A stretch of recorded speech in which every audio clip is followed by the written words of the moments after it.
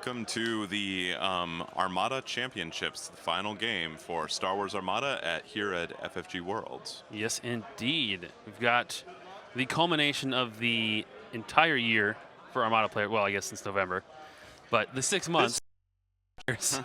And these guys have now played game after game after game of Armada, and Armada games. 2 days worth of Armada games. They are grueling games. They are 2+ long. hours each. They just keep going. Yep. And so they've gone through 5 games plus the final 4. Yep. And now they are at the top table. And speaking of our players here, we've got Nathan Dalhberg, hometown guy here representing Minnesota, versus Norm Weir from Toronto, Canada. So it's a epic match of the ages. United States versus Canada. List-wise, what are we looking at, Sam?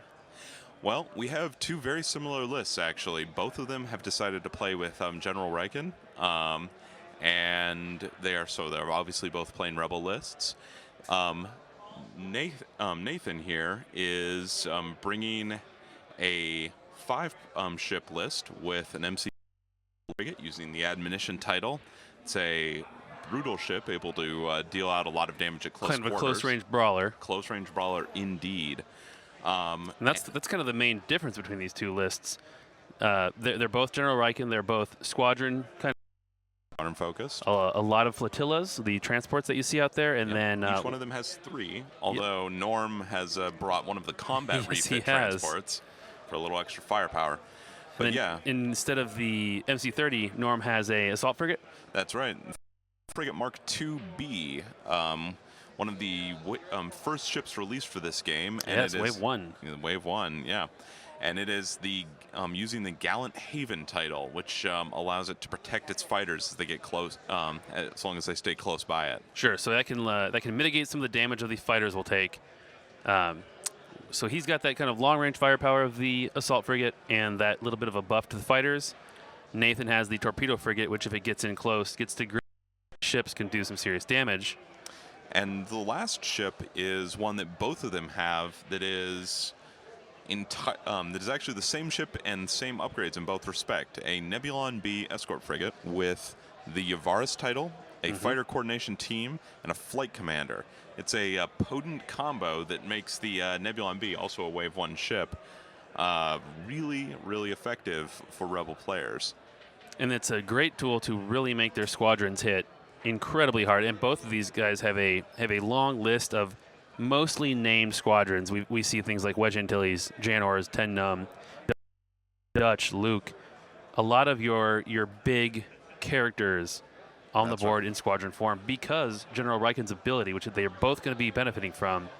After you lose a ship or a unique squadron, it still stays on the board until the end of the round. That's right. And you'll notice one of the other things they're both bringing is Gold Squadron and Dagger Squadron, a Y-Wing and a B-Wing squadron. Oh, and here we go. The objective that has been selected is superior positions. That's one of Nathan's objectives. Yep. So Nathan is elected to go second, and Norm has chosen superior positions from his list. For those of you watching at home, superior positions, a objective that is going to force Norm to set his entire fleet up first, and then Nathan can deploy in response. And a good objective for fighter-based fleets, because after a ship or squadron performs an attack against the rear of one of your opponent's ships, you get a victory token. If it did at least 1 damage. If it did at least 1 damage. damage. Let's be honest, usually will happen. And a victory point token here is going to be worth 15 points each. That's going to be the equivalent to killing a lot of these squadrons on the board. So that's actually a decent chunk of points. So we're going to see them with Norm setting up everything first, Nathan be able to respond. Norm, of course, an experienced Armada player. I'm sure he's been in this situation before. He is the Gen Con champion from last year, the North American champion. Nathan also having a respectable finish at Worlds last year, top 4. And being a regional tournament winner as well. So the Fargo regional, in fact. Yes, we've got a lot of experience on the board. I know Nathan is a very well-respected player locally here in Minnesota. And obviously Norm knows his stuff too if he's going to go out there and win Gen Con. So that's right. Win Gen Con, probably the scene up in Canada. I got to assume. And this is, this is a big move for these guys to make it to this table here. That's right. Now, one of the interesting things is this is our third Armada Worlds, and we have never seen the same people in contention to win it twice. That is true. That is true. So we're getting a lot of talent, up and coming people joining the game, people exploring new strategies. And I know some of our previous winners were here. In fact, both of our previous winners were in the tournament. Yes. And did not make it Jonathan to the final Rennig round. and Josiah Johnson. Yes, him. Yes. Both of them I've heard performed well and just didn't quite make the cut. I mean, even if you have perfect tactics, Armada has a game with dice in it, so there's chances things can go wrong for you. And every once in a while, you run into that silver bullet for the list you brought, the fleet. And sometimes you just you turn left when you should have turned right. That's right. And there's a lot of moving parts. You always have to be Very 100% on your game. So let's talk superior positions. Fit both of them with the mobility of the fighters. Yep. But Nathan's going to have that chance to really try and capitalize on the fact that he knows exactly where Norm is going to be when this game starts. That's right. So let's look at since their fleets are so similar, let's look at the differences. Sure. And that's probably going to... That's going to be telling, I think, here in this. Yeah. So Norm's fleet is based around Gallenhaven. Easily the most expensive ship in his fleet. Has Torrin Far for rerolls on blue dice. Sure. For those of you who may not be aware, Torrin Far, an officer upgrade, who allows squadrons and ships within distance 3. No, 1. No, Torrin Far. Oh, yeah, sorry. Torrin Far to reroll 1 blue die.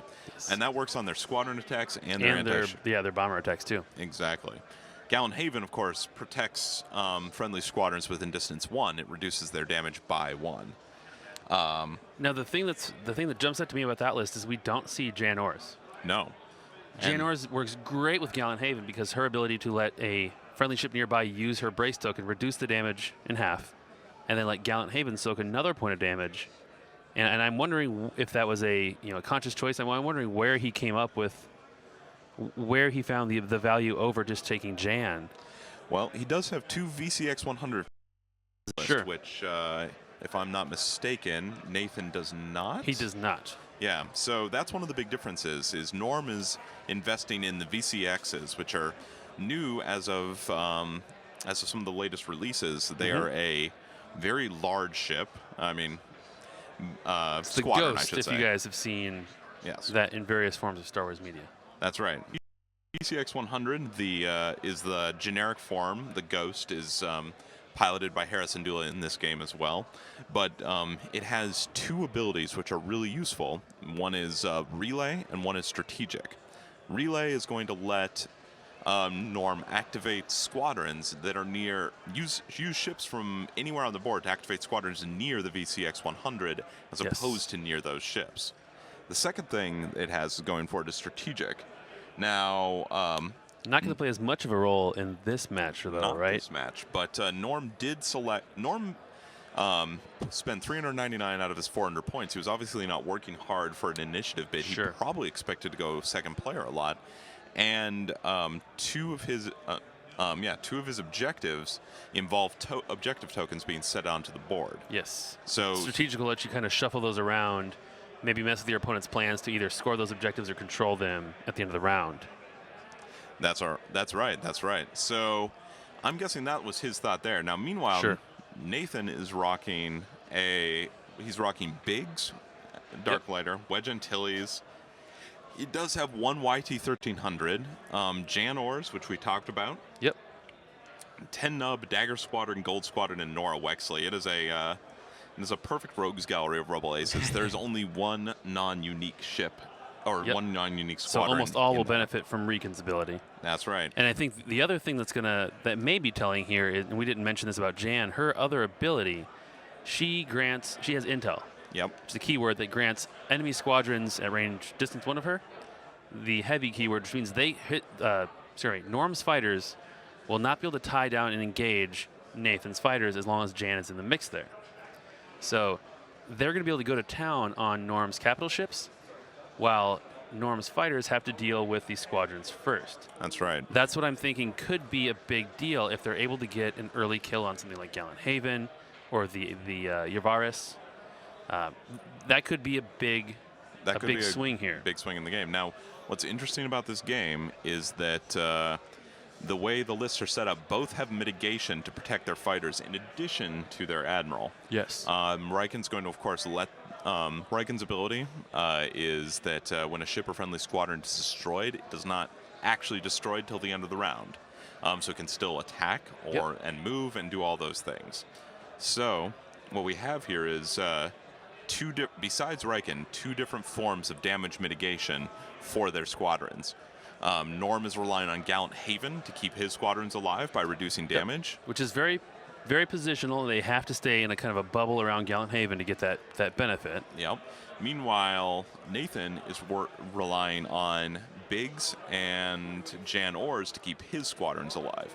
Now, Biggs' ability is that a squadron with escort, when it takes damage, it can shuffle 1 damage off to another squadron with escort. Yes. So Biggs, Wedge, and the YT-1300 can shuffle damage between them. Meanwhile, Jan can give them extra brace tokens to keep reducing that damage down. Sure. The one thing Biggs can't do is stop that damage completely. He can move it around, but eventually... And that's the difference. Gallant Haven has the potential, especially if you're only rolling a little bit of damage, to just completely wipe it away. That's right. So we'll see which one of these works better for which player.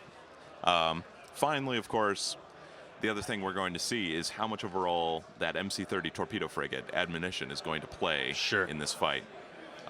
Last year at Worlds, that was a big part of it. Josiah used his MC-30 torpedo frigate, which I believe was also admonition. It was. Yep. And he used that to great effect. He loaded his ship up a little bit more, but even now, this MC-30 is given what I would consider a pretty standard and very effective loadout. Yes. So ordnance experts on it will let it re-roll all of its black dice. It gets in close. Assault proton torpedoes will let it push through face-up damage cards. Yep. And admonition has a defensive buff to let it get in close to do that punching. Yep. So we've got Norm fully set up. He's got a pretty big cluster here. All the squadrons right in there around Gallant Haven and Yavaris. I don't know which transport that is, kind of lollygagging on its side there. It's hard to tell. And then we've got Nathan setting up a little bit offset. Looks like the engagement's probably going to happen just to the right of the station. That's right. If I had to, I wonder if the ship off to the far side, or the transports off to the far side of Norm's deployment is with his admiral. Yeah, the flagship, and they're just going to kind of play it safe and stay out of the fight. But he is using all 3 of his, he does need all 3 of his transports to be in range of this bomber death ball he's created. Sure. Because one of his transports has Adar Talon on it, which is an officer that's going to let a squadron that just activated kind of unactivate, toggle its activation marker. Yep. But Adar Talon needs to be Actually, Adar Talon is the one who does not need to be close because he can use those VCX 100s in their relay. Because the way Adar Talon works is it's a squadron that is activated. Yeah, after you resolve a squadron command, exhaust this card to toggle activation slider of 1 squadron activated with that command. So he's not range dependent.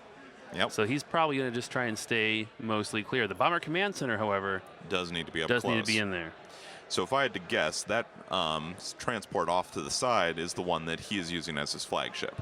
Yep. And then the other, the Combat Refit transport has CommsNet, which is going to it's going to let it kind of shuffle the tokens around to probably to Yavaris or the assault frigate, kind of act as a token battery there.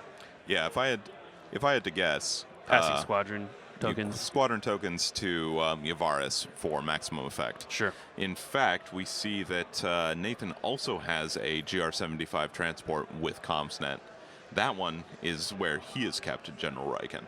Yes.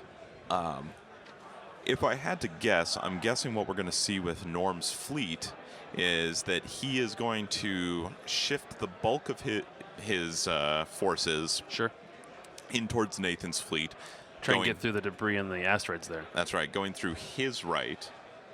Meanwhile, he's just going to run General Riken straight down the side of his keep him his well deployment clear. zone, keeping him well clear of the fight.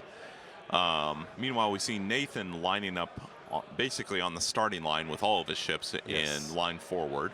I think partially he wants to keep admonition just far enough away to get some benefit out of the evade, get some benefit out of its ability, then be able to dart in at that kind of critical moment and try and secure the kill on your Varus or the Gallant Haven. Either one of those two going down.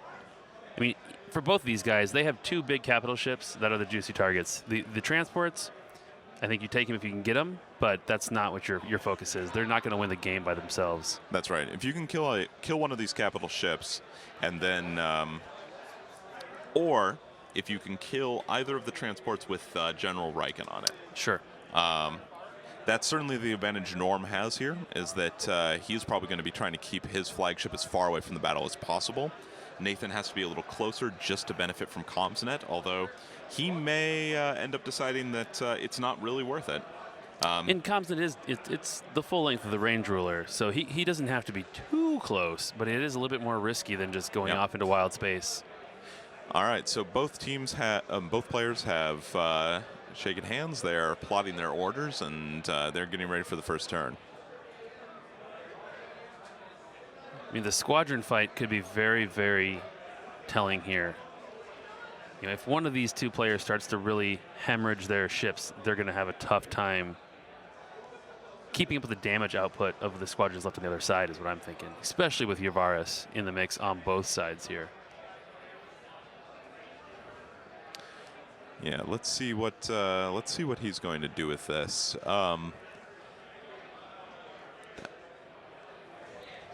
So I will mention that a lot of times it's thought of as advantageous to go first in Armada because you can activate a ship, secure a kill on a ship, and then that ship is kind of out for the round. It never got to do anything. Now, with Riken on the board on both sides, that advantage is gone. That's right. So Nathan, I think, wisely chose to go second. He can't lose a ship before it's activated, so why worry about that? And then you get to benefit from your objective, and the other sort of buffs the second player gets in a situation like that. That's right. I'm sure that he would have been incredibly happy to also have played one of his other objectives, such as fighter ambush or precision strike. Since his fighters are not tied to any particular ship, yes, they could have roam a little bit better. They could have, and I'm sure that was why Norm had no interest in letting him benefit from that. It's definitely a kind of a pick your poison moment when it comes to picking an objective of your opponents, because they planned for this. They've practiced their objectives. They've got a plan to execute every one of them, and you've got to basically play right into their hands for one of those. That's right. It becomes all about mitigating their plans. Yep, picking the one that is the least bad. Now, ever since the introduction of the Corellian conflict and the new objective cards that came in with it, that's become even harder because now you have to pick one objective card from each category, but there are now 8 objective cards in each category to choose from. And you can usually find something in each category that's going to be really good with your fleet.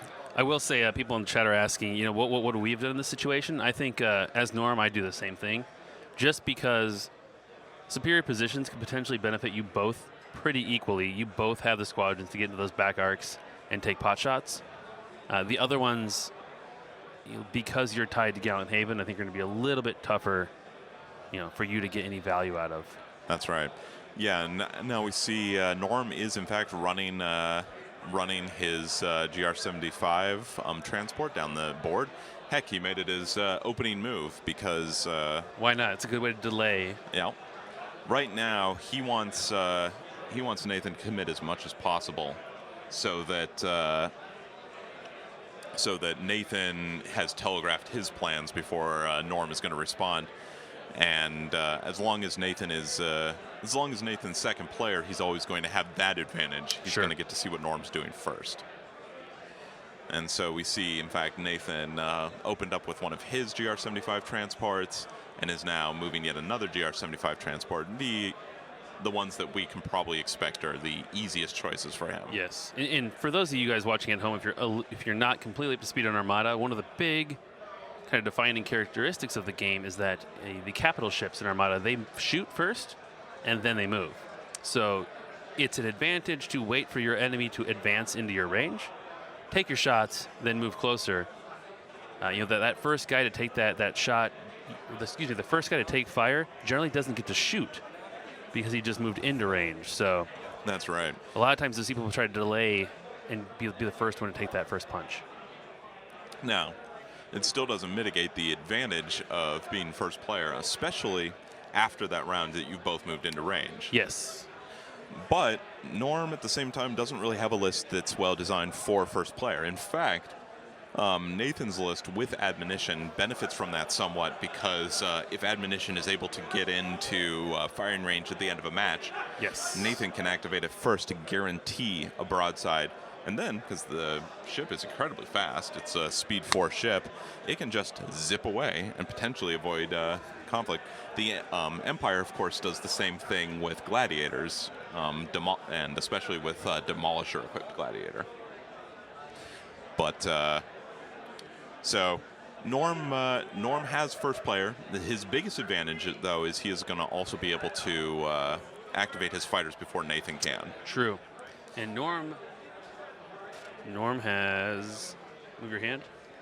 Norm has Dutch, so Dutch is going to, if he gets to activate, toggle one of Nathan's squadrons, to the activated position, which will help a little bit here. It certainly will. There are a few ships in there that would not be bad to stop activating. Wedge Antilles, for example. Yes.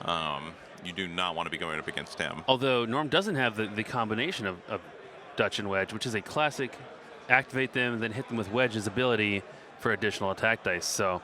That's right. He does have Dutch and Adar Talon, though. True. Which is another classic. You can activate Dutch and deactivate him.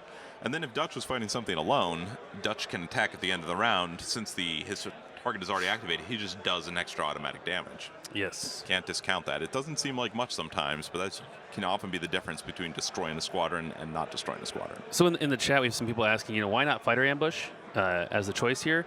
What do you think about that? Fighter ambush, I think that would have been a great objective for Nathan to be playing with, and probably why Norm didn't choose it. Because he's got the ability. His squadrons aren't tied as much to his ships. So the only thing that he doesn't have is a way to fight. I suppose we should explain what fighter ambush is. Fighter ambush allows you to ignore the normal restraints of deploying your fighters, which is they have to be deployed within distance 2 of one of your ships. Instead, fighter ambush allows you to deploy your squadrons pretty much anywhere as long as they're distance 1 of any of those obstacles. So as we look at the screen here, he could have put all of his fighters right on those asteroids right in front of Norm's ships. The only thing Nathan doesn't have to fully take advantage of it is ships with a relay to give squadron commands out early to get those fighters moving. But even then, he could have deployed them a little further back and rocketed up some of his GR-75 transports up to give orders.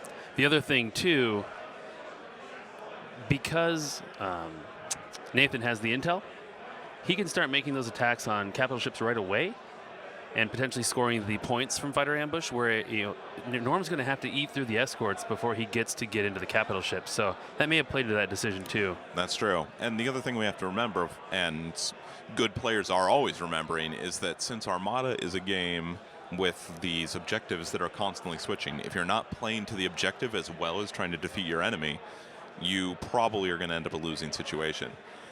So both these players not only have to be considering how they're going to destroy their opponents, they're also going to have to be considering how can I score some extra objective points. Yes.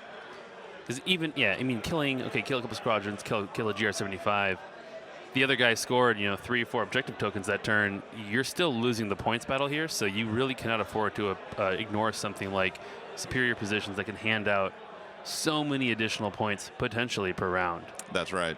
So as we're looking up here, we can see Nathan's squadron deployment is sort of a 2-tiered approach. We've got basically we've got the bombers and we got the fighters. Now, the X-wings, of course, are also bombers, but they're not as reliable. Yes. His YT-1300 and Jan, and I'm assuming it's Biggs, and probably it's going to be Biggs, can't make out Wedge, and the YT-1300s along with Jan. That So I sounds about don't right. see X-Wings anywhere else. Yep, I think that's right. So those are going to be his. And we've got the two B wings and 2 Y wings, which that's going to be the Dagger, Tennum, Gold, and Nora. That's right. So he's going to be using, I'm thinking here, Yavaris for the bombers to really hammer the capital ships while the other guys run in and try and tie down Norm's fighters. Norm has got the, it's hard to tell, I see Corrin, I see Tennum, at least one of the VCXs, and that's got to be Dutch. Yep, that would have to be Dutch. I am certainly glad to see Corrin Horn showing up. Yes. He is an interesting squadron in that he is one of the few unique squadrons, or at least the few named unique squadrons, discounting squadrons like Dagger Squadron and Gold Squadron, that has no special rule. He just has a ton of really useful generic rules. Yep, keywords and stuff. Yeah, keywords, exactly. He has Rogue, he has Snipe. Snipe is a interesting and new keyword that allows you to make attacks at distance 2 instead of distance 1 with a certain snipe value. Sure, great way to avoid counter, great way to avoid being engaged. Exactly. So with both of those, and I believe he also has a bomber. I think so. But in any case, he is he just does a bit of everything. He's a great toolbox character. You know, he's not necessarily flashy, but he's got a lot of options there. Yeah, and yeah, that's right. So yeah, Snipe, Rogue, and Bomber. Yep, and he can make an attack at distance 2 with Snipe 4 at the same strength as he can make an attack right up close. Which is unusual for the few ships. That's right. Have Snipe. Regular E-wings have a lesser Snipe value, which is the trade-off that they make for. Sure. For their for making those long-range attacks. All right, so and Yavaris is really taking his time here, trying to figure out exactly where he wants to come into this fight. They are obviously, yes, he is keeping that that ball of fighters for the most part. He's moved a few off in one direction, but for the most part, he's keeping that ball of fighters really tied up in around Gallant Haven, which makes sense. Do you think those lagging fighters are there to screen the Admiral? They could be. That looks like he only has 1 X-Wing. Yes, he only has 1 X-Wing, so that's probably Luke. But the Y-Wing could either be Gold Squadron or Dutch. They're kind of hanging out there on their own. I've got to think that's just going to be the Gold, maybe? Possibly. Keep Dutch in there near Yavaris, near Gallant Haven. Get the value out of him. Oh, no, wait. That's what's going on. That's what you're for looking away from the screen for a minute. No, he is keeping the entire team. We are on top of that. Yep. Yeah, so those are just marked and out of the way so Yavaris could move in there. That makes a lot more sense than just throwing some squadrons out there as road bumps. Yes. Oh, yeah. So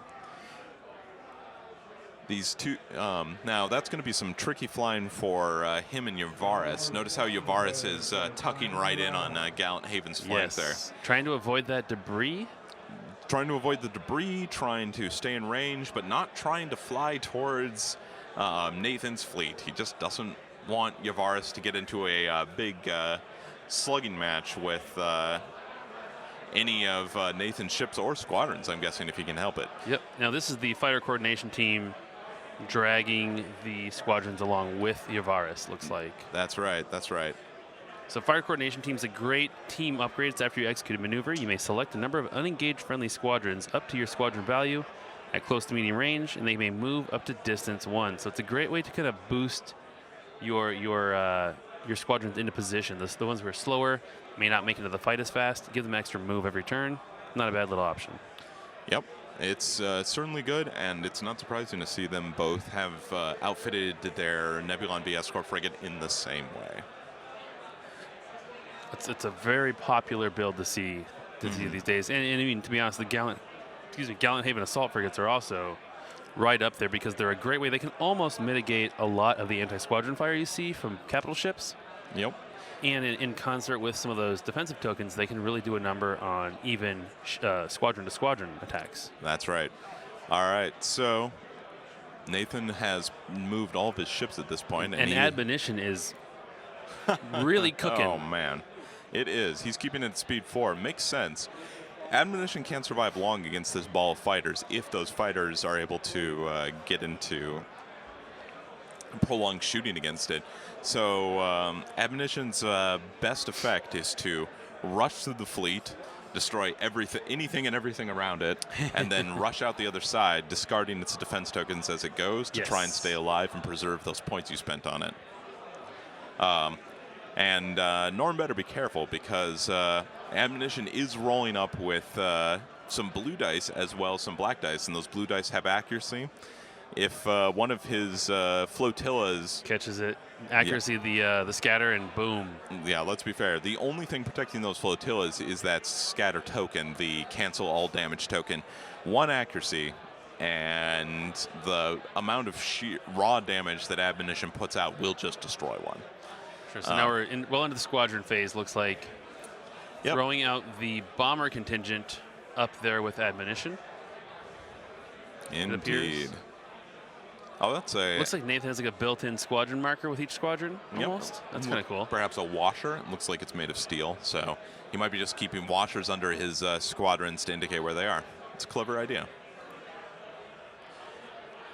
Yeah, now, Admonition is going to probably go nose-to-nose with Norm's GR-75 that is banking in slightly towards Nathan's fleet off on Norm's right flank there. Yeah, we can't quite see which GR-75 is. I mean, it is number 5, but that does. Yeah. From our perspective, we're unable to tell which one number 5 is. It looks like the fighters are getting into the right side of this engagement here for Norm. I will say, I like Norm's assault frigate. Very brightly painted. It's going to make it very easy to tell where that ship is. Although I'm not sure if that's tactically sound, painting your ship. Well, the hull of many colors. In the dark expanse of space, when it does show up rather nicely, doesn't it? Someone on the chat is asking if Nathan's Admonition is running H9 turbo lasers, and it is not. It is just running Ordnance Experts, Assault Proton Torpedoes, and the Admonition title. So that's an 80-point capital ship there. The H9 turbo lasers were Josiah's addition in the last year's Worlds. It's a turbo laser, but it allows you to turn any one die into an accuracy result by discarding another die, which is how he guaranteed getting the kill on getting the accuracy for the scatters. Yep, and it was very effective, and really is one of those things that really only works on the MC-30s. Sure.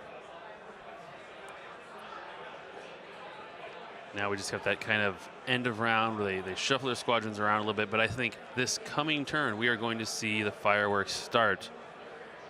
We're going to see Admonition probably not quite get to grips with, but set itself up for a big round 3. Yep. We're going to see Yavaris on both sides send the fighters into the fray. Let's talk about quick Yavaris' ability, the title there. Yes. That's each squadron you activate can attack twice if it does not move. So that first turn where they launch them into the fight, probably not going to get to benefit from it. For the subsequent turns, if the enemy ships do not get clear, it's going to hurt. Yep. And they're going to use those fighter coordination teams to kick fighters up and potentially make them attack twice on that turn as well. Perhaps. Because the final key to their Yavaris builds is their flight commander. It's a simple card, a officer upgrade that allows you to resolve your fighter command after you move and not before, which means you can move, drag your fighters along using fighter coordination teams, absolutely, and then activate them. Yeah, it is a nasty piece of work if you are not really watching the distances here, and that's a thing that makes Armada. I don't know if unique, or special is the right word, but because there's an element of pre-measuring in Armada. Yep. It really does benefit people who are playing very, very smart, playing very deliberately. That's right. It really does not benefit the kind of going off on a wild hair like X-Wing does. So you've got to be a little bit more very strategic, think ahead several turns, realize, okay, when you're going to start shooting, where's the enemy going to be at that point? Very different game, and that's why we see, these guys here playing a very different sort of battle than we see in some of the other games. That's right. That's right. Much more long-term planning. Much more thinking a couple turns ahead. If I imagine both of these players have figured out what their strategy is going to be, pretty much for the whole game. Now, the second key to that, of course, is whoever's better at adapting their strategy when it inevitably falls apart, because it always does. Something always goes wrong. I will see one thing I noticed here on the board. Nathan banked navigate tokens on virtually every ship that I could see. Can't tell about admonition, but I know Yavaris and those two closer transports have them. Yep. So he's got a measure of flexibility here in his maneuvering if he decides he needs it. If he needs to move a little bit further, maybe move a little bit less, he's got the chance to. It does not look like Norm banked anything. Not much. I think he was using most of his navigation commands, which you can see revealed a lot of navigation dials, and I think he was using those to maneuver around. Yep. Get that extra click on the range ruler. Yeah, some of those, or the maneuver tool. Some of those turns he pulled were far more than he could do normally, and I'm guessing he needed to use most of his maneuvering to get his stuff into position. Nathan's probably thinking that he's going to, except for, again, admonition, because why slow that thing down if you don't have to? I'm guessing it's a lot of rolling quickly forward and then slowing down but right before he gets into range. Yep, so he can stay in contact as long as possible. And now we are into round 2. Yep. Looks like they're going to plan their dials, and we are going to start to see some blood in the water here. The nifty little D6 showing us what's up. I guess this washer thing that we're seeing is better known than we were aware of. It's a pretty cool trick. Yep. That's that's what the chat says. A few people have been using them. Smart move. I might have to pick a few up myself. Oh yes. So squadron commands all around for these second tokens, you think? I'm guessing they have already plotted squadron commands on their big ships and are plotting them on their little ships. But I think that they're right. Admonition, I believe, plotted concentrate fire and kept a concentrate fire token. Probably to re-roll one of those blue dice to make sure they get an accuracy. Make sure they get the hit there. Yeah, on a crucial shot. Because as long as that admonition is going to be cooking along at high speeds, it's only ever going to get one shot. Yeah, one real good pass. Yeah. So, no messing around. So, nice thing for Nathan, going last, he can ensure the admonition activates last ship of the round. So he can force, that transport or whoever he wants to go after to move closer before he takes his turn. Now, if Norm is maneuvering smartly, he may be able to deny the engagement that, as much as possible, and then take a shot and scoot away before admonition can activate if he goes first. That's always the risk. But that's right. One big salvo and oof. One other thing Norm could possibly do here, although it's something of a long shot, is depending on how fast Gallenhaven starts moving, he is in a position that he could swing around the rear of Nathan's fleet and use his broadside guns. Probably can't destroy anything at that range. But he can rack up the superior positions points. He could, exactly. Especially if the squadrons follow. Yep. But again, without intel, I don't know how much chance he's going to have to do that. Those squadrons are going to get engaged and tied down, I think, this turn. Yeah, and there's got to be a lot of pressure on Norm right now, because the question is, what does he activate first? I mean, like we said, both these lists were built with being second player in mind, and the person with the initiative bid chose to be second player. So first activation, I think, is the fleeing flagship. I bet you're right. That's an easy one. Then it gets much stickier because anything else he activates is going to be... in fact, he activated Yavaris first. He's revealed the dial on it. Interesting. So he is committed to that.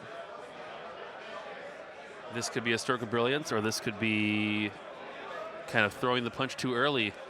He may losing your hand, as is so common in this universe. It could be. Reasonably, though, if Norm activated Riken, he may just be concerned that Nathan would respond by activating one of his outlying GR-75 with about the same effect. So for those of you watching at home, that is not a B-Wing taking off to just do its own thing. That's just being repositioned while he moves. Yeah, We're not going to make that mistake twice. Somebody asking at home, is this Nate from the Final Four last year? And indeed it is. So it certainly is. Nate is a regional winner and a top 4 Worlds last year. And Norm, if you're just tuning in, is the North American 2016 champion from Gen Con. Both of them have experience being in the winner's circle, and now one of them is going to become the Armada World's champion. They've been up here. They've had this kind of, maybe not this kind, but pretty dang close, high-level stress in these games. Yeah, they know that you cannot make a mistake or you will be punished at this level of play. That's right. And like we were saying, each year so far we've gotten a different group of people for championship, and this year will be no exception. It's awesome to see fresh blood, rising to the top level of the game. That's right. So he activated Yavaris, pulled it in front of Gallenhaven, probably an impressive amount of flying, because I'm guessing he's left just enough room for Gallenhaven to slip in along the side of Yavaris, which will also potentially keep Yavaris safe from being torn apart. Those Nebulon Bs, one thing you have to watch out for is their spines, especially against enemy fighters. If you can get a fighter alpha strike against them, they can just chip through those side shields and then do 5 damage and it's over. Those braces are really good on Nebulon Bs against other capital ships. But against the chip damage of the squadrons, oof. Not so useful. I've experienced far too many times a Nebulon B folding in half like wet paper. So, and Gallenhaven is certainly a tougher ship between the two of them. And an assault frigate is going to be more durable. And that's probably why he wants to place that kind of into that first line of fire if you've got something like all those squadrons or the admonition looping in from the side here. That's right. So, and then we see Nathan still delaying on admonition. Also notice that Yavaris, even though it moved, it did not activate any squadrons, I don't think. I think that's another maneuver, another navigation command. Yep. In order to make that fancy flying there. I think he really needed those extra clicks. So this means that this was a planned thing. That's right. Because he plotted 2 navigation commands knowing he's going to do this kind of weird little sidestep move. Yeah, so I think that's cool. Maybe to outguess Nathan. Nathan may have assumed that Norm was going to use that first order to start committing. Sure. So here again, we're seeing Nathan do some measuring. Yep. Looking at engagement distances, trying to estimate where ships are going to end up, because that's such a big part of Armada. You can't just eyeball. You don't want to eyeball it. No, you don't want to just eyeball it. You move your squadron. You say, all right, I'm going to take a shot. It turns out you're not quite in distance 1. Not news that you want to hear. One of the other questions that I am very curious about, and we're going to see here in a minute, is are we going to get any squadron engagement at the end of this round? I bet we will. Some of those squadrons are very close to each other. And with Riken, if one of the players can zip in and just plink off one squadron, like focus all their fire maybe on Norm's B-Wing as it's extended out on that asteroid field, or one of Nathan's X-Wings, just to start wearing down on damage. If one of them can do that, it's going to make their life so much easier when you have to deal with that Riken keeping squadrons alive every round. So get a lick in early, and focusing fire is going to definitely be the order of the day. So it looks like admonition activating and taking the token. Yeah. Can't see what it is. It looks like it might be a navigate at this range. A navigate would make a lot of sense. I feel like I'm looking through a thin nebula. Very thematic. It's a little. I think this camera's got a little worse focus than the other one, I think. So he's going in after the after that one transport here. Going to try and get in its way and give it a double arc next turn. He could very well. And he's pretty safe from the squadrons and the capital ships being that far out still. Yeah, those capital ships, especially now that Yavaris is gone, he can't use fighter coordination teams to boost their speed. Those squadrons aren't really going to be able to get up against admonition. Also, I'm guessing Nathan would be incredibly happy for Norm to commit his squadrons to admonition, get outside of Gallenhaven's area of effect. So yeah, he's positioned admonition so that at least one of those GR-75s, well, the one GR-75 heading in that direction. Yes. Other one's about to run away. Yeah. So it makes me wonder, actually, if his plan with admonition isn't entirely to chase down Riken. Sweep up, yeah, chase down Riken, or just sweep up some of these flotillas. Cost Norm activations, so you can get that go last, go first advantage. That's true. If he kills a flotilla right away, that problem is solved. Oh, and so we see. Let's try and get around him here. Norm trying to get around him. The other thing with that assault, or excuse me, the MC-30 admonition there, he's got the navigation token banked, so he can slow down and whip a hard turn to try and come in on Gallant Haven if he decides to. And I think he's going to have to do it. He's pretty close to that board edge. And they maneuver much better at speed 3 than they do at speed 4. Yes. I think he's going to have to slow down, pull a hard, basically pull the e-brake and skid into a turn. Drift. Tokyo drift. Yep, those of you asking, if you're just joining us, we are in the middle of round 2. We've got, one activation on each side right now. We're doing the second one of Norm's activations. So we've had both admonition move and Yavaris move early in the round instead of later. Yavaris still, Nathan's Yavaris, excuse me, still yet to activate. Kind of wonder if he's hoping to get to grips with that assault frigate, and he can now maybe force the issue. He can activate his Yavaris last, having already thrown admonition out there. He could, and if Norm commits any of his fighters, although Norm's probably happy to move his fighters after Gallant Haven does, so he can keep them in the Gallant Haven's area of effect. But you're right, if Nathan can activate Yavaris last and possibly get some licks in. I mean, Gallant Haven reduces damage, but it can only reduce so much. Yeah, if we have Wedge Antilles attacking twice, followed up by maybe Biggs the YT 1300 or Biggs. Yeah, well, probably not the 1300. It's not doesn't do much damage in of itself, but or 10 actually. 10 numb.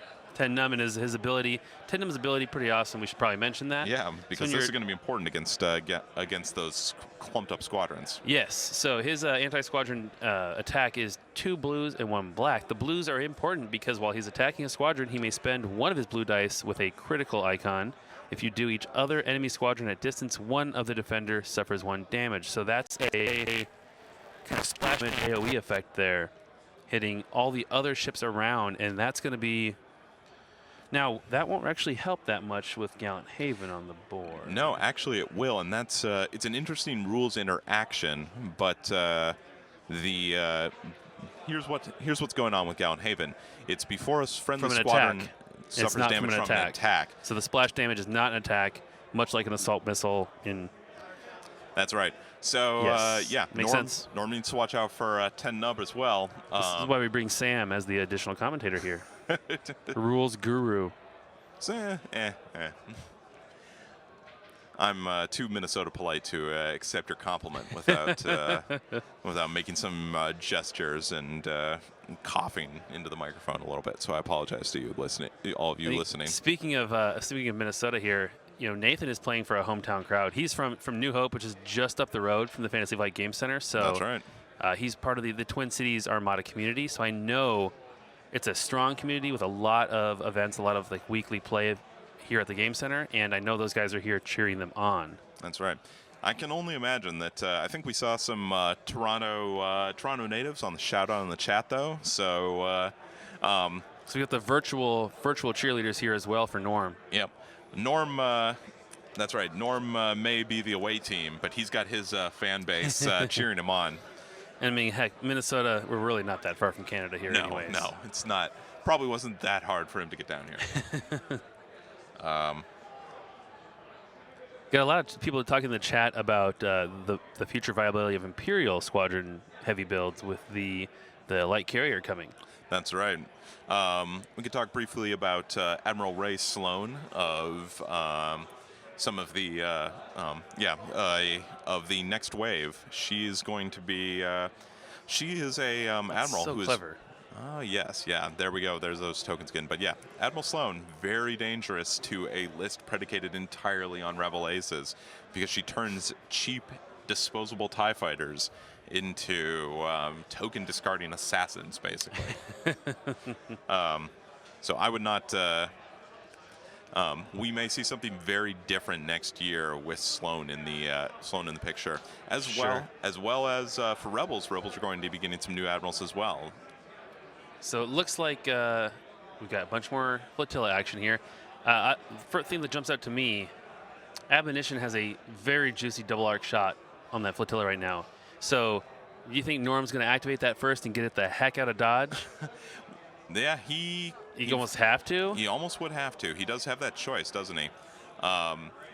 Also, with first player, Nathan's going to have without being first player, Nathan is going to have a hard time chasing down Norm's General Riken. Yeah, the flagship. I almost think you got to turn around and try and do some damage to Gallant Haven, because even with all your squadrons, every little bit of damage you can throw into that assault frigate is going to help. And once that's gone, you can go to town on Norm's surviving ships. It's going to be incumbent on Nathan here to create a bad choice for Norm. One of the things that I think second players really always need to pull off is setting up a situation where the first player, whatever they choose to activate, they're going to suffer somewhere else. Yes. So we've got one half of that, but if Norm doesn't feel any particular urging to move that, checking line of sight for the assault frigate. Yep. Now, we might see some first long-range fire here. Yep. So, yeah, we do. Some torpedo fire. 2 hits in accuracy. Not bad. You'll use it to cancel that scatter and send a single damage in through the flotilla's shields. Oh, no, wait. Oh, they're just showing it for us there at home. So almost guaranteed using that accuracy to stop the scatter. Looks like it. All right, so yeah, that means Gallant Haven is going to be moving here in a minute. Oh, this is interesting. The chat is telling me that Norm lost to Nathan yesterday. So these guys have faced each other not only before, but just yesterday here at Worlds. Interesting. So this is kind of a rematch. I wonder if Norm has learned from the experience. That's true. Both of them would get a chance to measure each other's talent and fleets and see what they're going to do. And that means both of them have practiced defeating very similar lists before. And I would have to wager these guys also ran into similar things. I know the top 4, if my information is correct, was fairly Riken and Squadron Heavy. That's right. One player had Akbar and was running larger ships. There we go.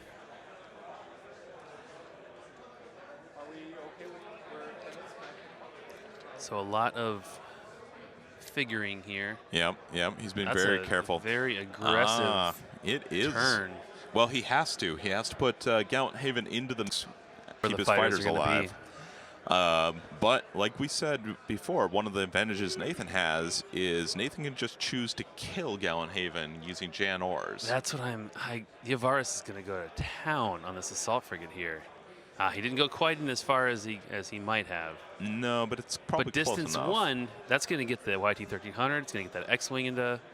Well, and remember, Yavaris can fighter coordination team a couple of that's squadrons what I'm talking about. Yeah, they can get in and then get the double tap.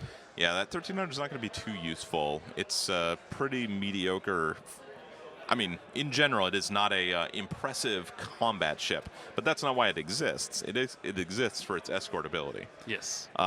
It's not terrible at shooting down fighters, but it's got a healthy bit of hull for Biggs to pass. That's right. Biggs is going to pass 7 damage to that to that 1300. Keep the other guys in the keep play. Everyone else alive. So I do have to thank Norm for not painting his squadrons. As cool as the painted squadrons look, it makes this much easier to tell what ships belong to who here in this soon-to-be complete furball. Yes, and also credit to Norm for painting his Gallant Haven, because that certainly makes for an easy ship for us to keep track of as well.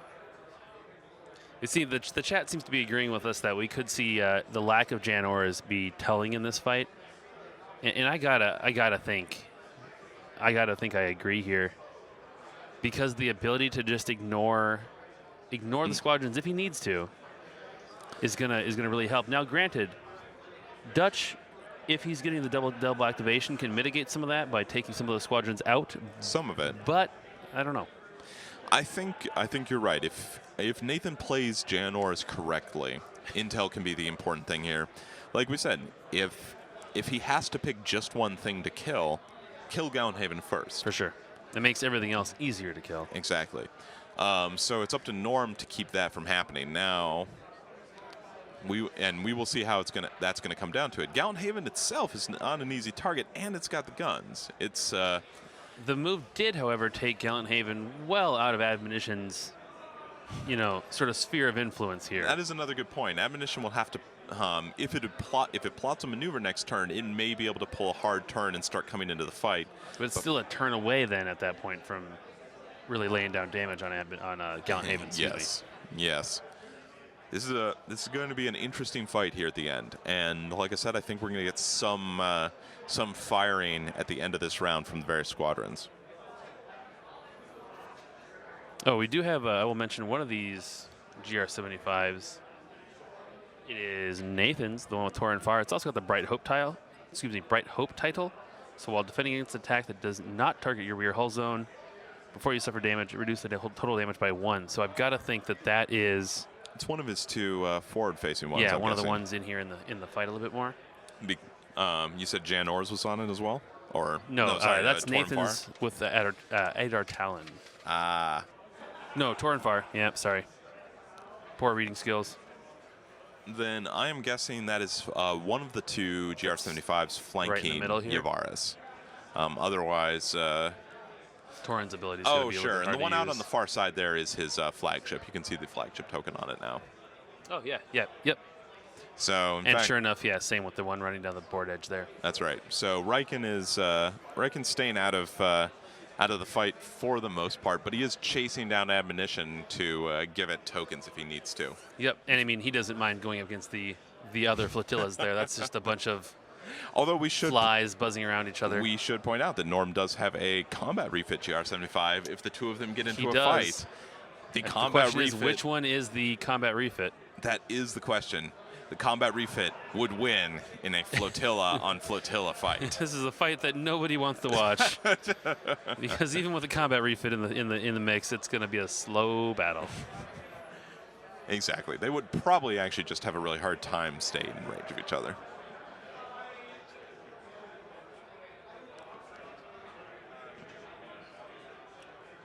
I think we will see, obviously, next turn, the real violence begin. But this is, looks like Yavaris moving on up. So finally time to activate Yavaris. Yavaris also swinging past the main furball. Although it looks like he gave it a token. Yep, fighter token, and possibly used that nav token. Yep. So now we're not seeing a fighter squadron activation? No, he could do it afterwards, remember? Oh, but he took a token. That's right, he took had the two token. tokens in front of him. I guess both sides are planning on slow committing burn later. here. He's going to drag some of them closer with the fighter coordination team. Oh, an interesting choice. So that could be Gold Squadron. He is sending forward. Although, if Gold Squadron's plan is to chase down that flotilla, that seems like a lot of work. That's going to be a slow, low-speed chase. Well, he may be actually activating. Helping out the one that he's going to try and punch out next turn. Well, if any squadron's going to be able to potentially do some damage to one of those, it's Gold Squadron because of its 2 blue bomber. Good chance of rolling accuracy and good chance of doing at least 1 damage while rolling an accuracy. Sure. And you really do need that accuracy because scatter. And he's probably also pretty close to, or actually that might be, I suppose that could also be Nora Wexley. We don't know for sure. But Nora Wexley's got all the same, got some of the same benefits anyway. Yep. And a great additional pilot ability. Yes, she does. Nora Wexley's ability is going to make those bombers really brutal against Gallenhaven if he's not if she stays in the main furball, because she gives them this ability of critical hit. The defending hull zone loses 1 shield. So insult to injury. Exactly, and it means those critical effects are really effective on the opening salvos. Yes. One squadron attack, besides doing, let's say it's rolling a black die, it does 2 damage normally, but it actually takes down a shield as well, and it does it before the damage has resolved. Because of the critical effects are resolved first. And so we now seeing both Y-Wings up there. So it's now Gold and Nora. Oh, and the chat has a good point.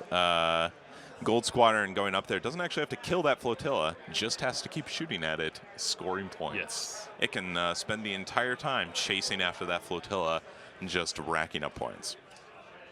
Although, again, scatter. Oh, yep, and in fact, that's what happened there. Gold Squadron made its attack, rolled 2 hits. Second attack, 2 crits. So only going to get the going for the reroll. Does he burn hit the scatter or just? Yeah, that's the question. That's early actually not in the game to burn it. That's actually not bad for Gold Squadron. Force them to burn the scatter. That transport's probably dead next round. Let's be fair. Depends on how far can he get away from the admonition. Yeah, he didn't. He wasn't gonna. Yeah, it's not. He'll take some damage. And so that's Nora Wexley right behind him, which means he gets to apply that additional effect, kill the shield, 2 damage goes through, 1 hull remaining on the flotilla. That's right. That's my read of the situation. Yep, and that is in fact the state of the board. That flotilla is close to dead. If it, so something else it has to watch out for is Nathan's Riken flotilla potentially could just ram them. And I think flotillas can hurt each other. Sorry for those of you watching at home. There's a lot of rules to keep track of, and sometimes it's hard to remember. Yes. So exactly. flotillas being so inexpensive, it's important that they cannot hurt other capital ships, larger ships, when they ram into them, because otherwise you might be able to just run 1,000,000 flotillas and trample everything in front of you to death. Right. So we don't want to see that in our game of Armada. That's right. So when a flotilla squadron action rams or is rammed by any other ship, it can't deal damage. However,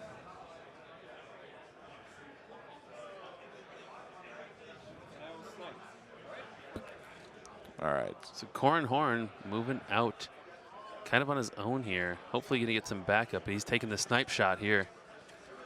Not too bad. 2 damage. No way to mitigate that on the golds. Oh, yeah. So now, without being outside that bubble, Corrin is definitely going to cause some problems. Although, kind of importantly, with the snipe keyword, he's not engaging the Gold Squadron, so Gold Squadron is still free to pursue the flotilla that it's harassing. That's right. Yes, chat's confirming it for us that flotillas do damage each other. Thanks, guys. White Ferret 76 lost a tournament because of that rule, so I'm sure that sticks with you then. Yeah. Well, let's hope... here's the running away flagship. Let's hope history doesn't repeat itself in this case. Yep, going out as fast as it can. Completely worth it for the flagship to do that because, yeah, you take 1 damage, but there's really nothing else positioned to threaten Nathan's flagship at this moment. Corrin long term, but with only 1 die, probably not. Yeah. And Corrin's got bigger fish to fry in terms of these squadrons that are just going to keep raining destruction. That's right. It is interesting that Nathan chose to extend both of his Y-Wings out that far. We had to send Nora to get the ability for the Gold Squadron. Right. But now Nora's not providing a buff to any of his other bomber squadrons back in the mix, including 10 Nub. So I wonder, do you think 10 Nub and crew are going to go in on Gallant Haven or Norm's squadrons here? I mean, 10 Nub is the one person who can just ignore Gallant Haven and just cause point damage. Yeah, just give and they're also give Norm nothing but headaches. The B-Wings aren't fast enough to catch to really get into that fight before it becomes irrelevant, I don't think. That's right. Now, but again, we Oh, we should note that we should remember that both sides do have 10 nub. So that is also a problem for Nathan. That Nathan has to watch out for, because if 10 nub causes a area splash damage and affects all of those ships, Nathan doesn't have any real way to distribute that damage. Sure. He just has to take it as well.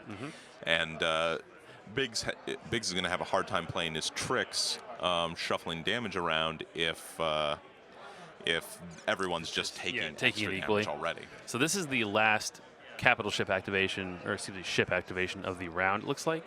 Yep. Nathan's final set of flotillas. Moving in. That means Nathan has held off on activating pretty much any of his squadrons except for that run to potentially kill that flotilla. And he was pretty close on it, too. And all we've seen from Norm is a core and horn. So there's a lot of flotillas left to go. It's going to be, I'm thinking, other than ships with Rogue, just a round for positioning so they can really start the fight next turn. That's right. And our only Rogue ships out here, we've got... our only Rogue ship is, in fact, Corin. Everyone else is not. Yeah. That's another interesting trade-off. We saw a lot of, in some of the final games for Armada last year, we saw a lot of YT-2400s, a lot of other ships with Rogue, but not fire this sprays, time. Things like that. They can really do the activation, or the move and the attack, not need the squadron commands. But with things like Yavaris, stuff like that, you want to activate ships with the... Ooh, there we go. Yep, and Corin takes his second attack. He must have been activated with Adar Talon the first time, and now gets to go again. That's painful for the Gold Squadron. By my count, that's, what, 5 out of 6 damage? He's got 1 hull left. Yep, that's pretty brutal. And Corin not even bothering to get close to him. Why even mess around? He's just going to hang out there and lob his dice from far away. But again, like you said, Corin, potentially Gold Squadron could fly off and score some points, or maybe even destroy that last flotilla. And, I mean, let's assume that that's, what, the combat refit, that's a 26-point flotilla. You trade Gold Squadron for that, you're still up 14 points there, plus presumably the objective markers he scored out of that. Did he score any objective points? Probably not. Not He had yet. to attack the side arc? I think he attacked the side arc, yeah. But 26 points and an activation is worth it on its own. Absolutely. Especially give admonition first and last activation. Mm-hmm. Wait. Well, second and last. Well, second and last, yeah. But like we were saying, Norm, well, that is a question. What is Norm going to activate first next round? Does he activate Yavaris, get in there, get some of his punches in early? He certainly could. Or does he try and get that flotilla out of the way? We see those X-Wings and B-Wings hovering around with the YT-1300, Jan in the back. Nathan has split his fighters up a little bit and is probably trying to make sure that when Norm goes in and commits, he can then sidestep stuff and attack from other directions, attack other targets, or just counterattack and do some major damage. Absolutely.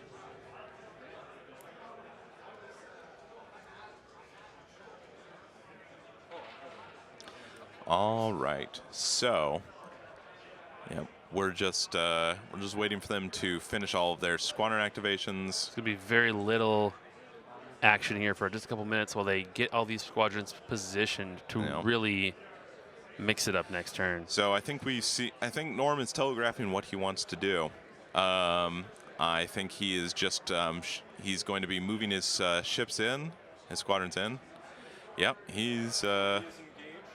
Now, do you think that Norm's other squadrons can win this fight without Corin?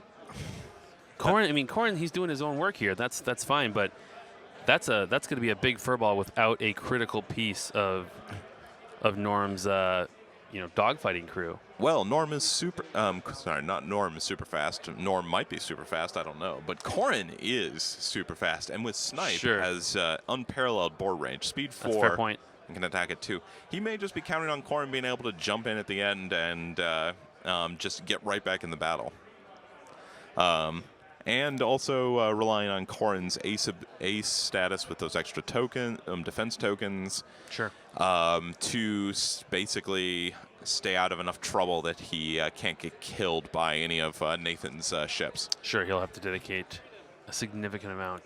Yep. To just try and take that one ship off. All right, so he moved up. He moved up that B wing, which might be Dagger Squadron. It's hard to tell. Like we're seeing some dice. So now Nathan is attacking with one of his X-wings.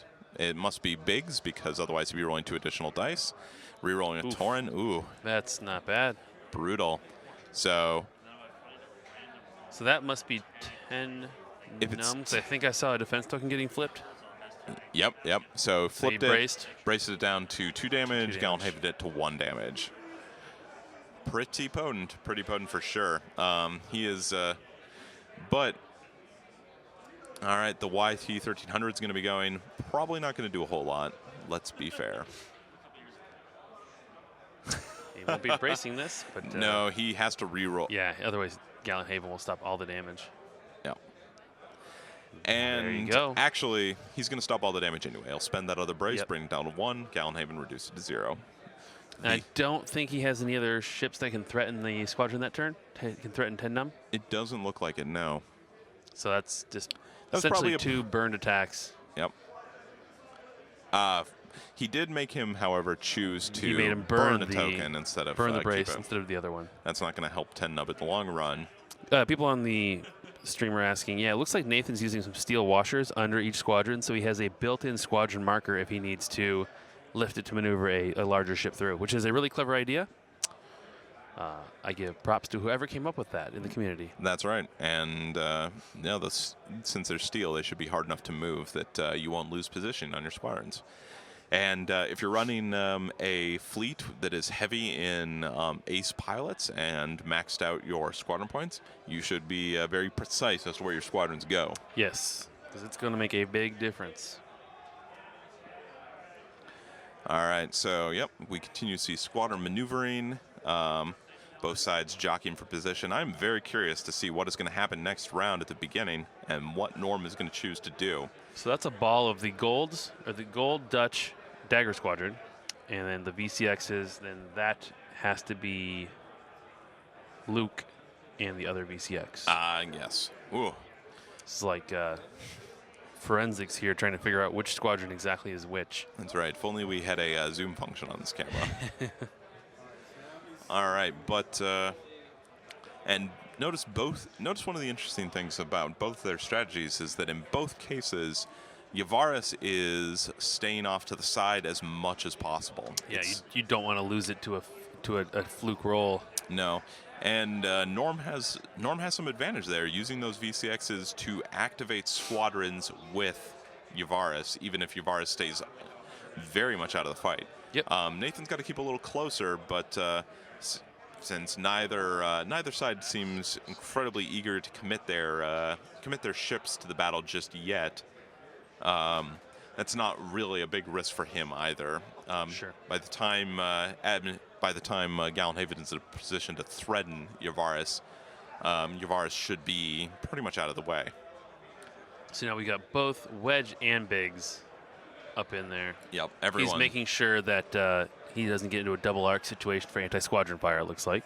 Yep, smart move. That's the kind of thing that, I mean, you need to be so deliberate and so careful when playing Armada. You millimeters matter, but in a very different way than they matter in some of our other games. I mean, millimeters of arcs of maneuvering, things like overlapping, things like hitting obstacles can be much more impactful. So just clipping something and taking the damage for hitting a ship, especially if you hit your own ship, right? That's just the worst feeling. But sometimes you even do it deliberately if you need to. If that saves you something worse, which you definitely pay. All right, so they're finishing up their last squadron movements here. It's the bottom of round 2, and round 3 is where the action finally begins. And that's usually the way it is with Armada. Yes, it's kind of a slow burn, and then It's complete violence and chaos. Occasionally, I've had games where I've been running a Star Destroyer and somebody charges their ship right into the Star Destroyer's teeth, and it's over much faster. But those are usually the exception rather than the rule. You'll never turn those down if they want to, though. No. Same thing with an MC-80 Liberty, Sure. one of the Moncal cruisers. Broadside. No, days. that's the front ones. The front. Oh, Liberties. Ones. Yeah, sorry. Yeah. Those Not things the are home very ones. fast, and they can actually get up to speed 4, being the only large ship in the game that can do Yes. it if you put a engine tech team on them. Yeah, Armada. People in the chat mentioning Armada, the thinking man's, Star Wars space miniatures game here. That's right. It's there's a Chess-like. deliberate element, chess, golf. More exciting than golf, I think. No offense to any of you golf fans. And you can make more noise, if you're watching. That's right. That's perfectly acceptable. You can't see in the booth, but right now we are clapping politely with only 2 fingers against our palms. I will say, I'm sure if we can pull out for a second here, you can probably see a lot of the local Armada community and the general World's Armada community here clustered around watching this game. So we've got some of the guys here watching. We've got a lot of side events going on now too. So we've got the crowd kind of split, but these guys are all hardcore players who just missed their chance to become world champion. And they're now wanting to see how this plays out. That's right. There's also the Armada team tournament, the Team Epic tournament going on, which has some Armada devotees enthralled. Great thing to do if you didn't make it to the final table at Worlds. That's right. And a little more casual, a lot more fun. You can get up to some more ridiculous shenanigans in it. Yeah, I think it's 300 points per player. So that's 600-point games of Armada. That's right, and with double admirals. Double admirals, stacking abilities. Yeah, you can do some wacky stuff with it. And with less on the line, it's a venue where you can do a little bit more experimentation or more crazy lists. You don't feel like it's a high pressure winner take all event like our Worlds is here, where you feel like you have to be very careful, very optimal. Yes, yeah. You really don't want to. You want to be efficient. You want to be consistent. You don't want to bring that have to roll the hard 6 kind of list. You want to have practice with your list. You don't want to be making those last minute changes. That's a thing that I think players in many of our games struggle with. Yeah, and I think that's one of the reasons why Riken and this variant of this list is so popular is his reliability. All right, here we go, round 3. So we're going to see them ready up the defense tokens, plan their dials, and then we're gonna see things heat up significantly here. I think so. Again, things to watch for those of you watching at home. It's going to be Admonition, that MC-30 on the side, and that flotilla. Does Admonition crush that flotilla and then swoop around like a shark for almost a waste at this Riken? point? I mean, heck, Admonition's got enough to do that job several times over, it seems. It will be excessive, but as you pointed out earlier, he takes out that flotilla, and if he doesn't lose anything in return, ship-wise, the point lead. He gets the point lead and the activation lead next turn. Yes, and overkill is still a kill. That's right. Meanwhile, though, what's going to happen in that center fighter scrum? They've both been very careful about not engaging too much yet, but at this point, Nathan does have the heart of his fighter line, and in fact, an actual line right in front of Gallenhaven. If Norm activates that flotilla to get out of harm's way, I'm guessing Nathan's going to respond with a pounce on potentially on Gallenhaven itself with his fighters. And if Gallenhaven decides to move up or something, then Yavaris is going to get the double attack with those squadrons there, not having to move them. Yeah, that's right. That's right. So that looks like a snipe shot from Corin, taking the gold squadron off the. All right. Not off the board. Not off the board because of Riken, but certainly dead. And deader than a doornail. Jets away. So first blood goes to Norm Weir with Corin Horn killing Gold Squadron. It's a 12-point squadron. Still, if he got the kill on the, if he secures the kill on that transport, looking like it's probably a 26-point transport and definitely worth the trade. Yep. But he's going to run like heck. So, in fact, we were right. Norm decided to deny Admonition the chance to vaporize it as an afterthought. Yep. And the flotilla, the chance to ram. He's pretty safe back there. Unless Riken has plotted a concentrate. If he plotted a maneuver, he potentially could get around. Slam into its side. Might be a lot of work though, and maybe he doesn't want to take a lot of chances with his. Get those guys clear. Admiral. Yep, he's trying to bank around to stay out of blue range of Admonition. Well, actually, probably out of close range at this point. He probably can't get out of blue range, but with only 2 blue dice, it's not really going to matter all that much for Admonition.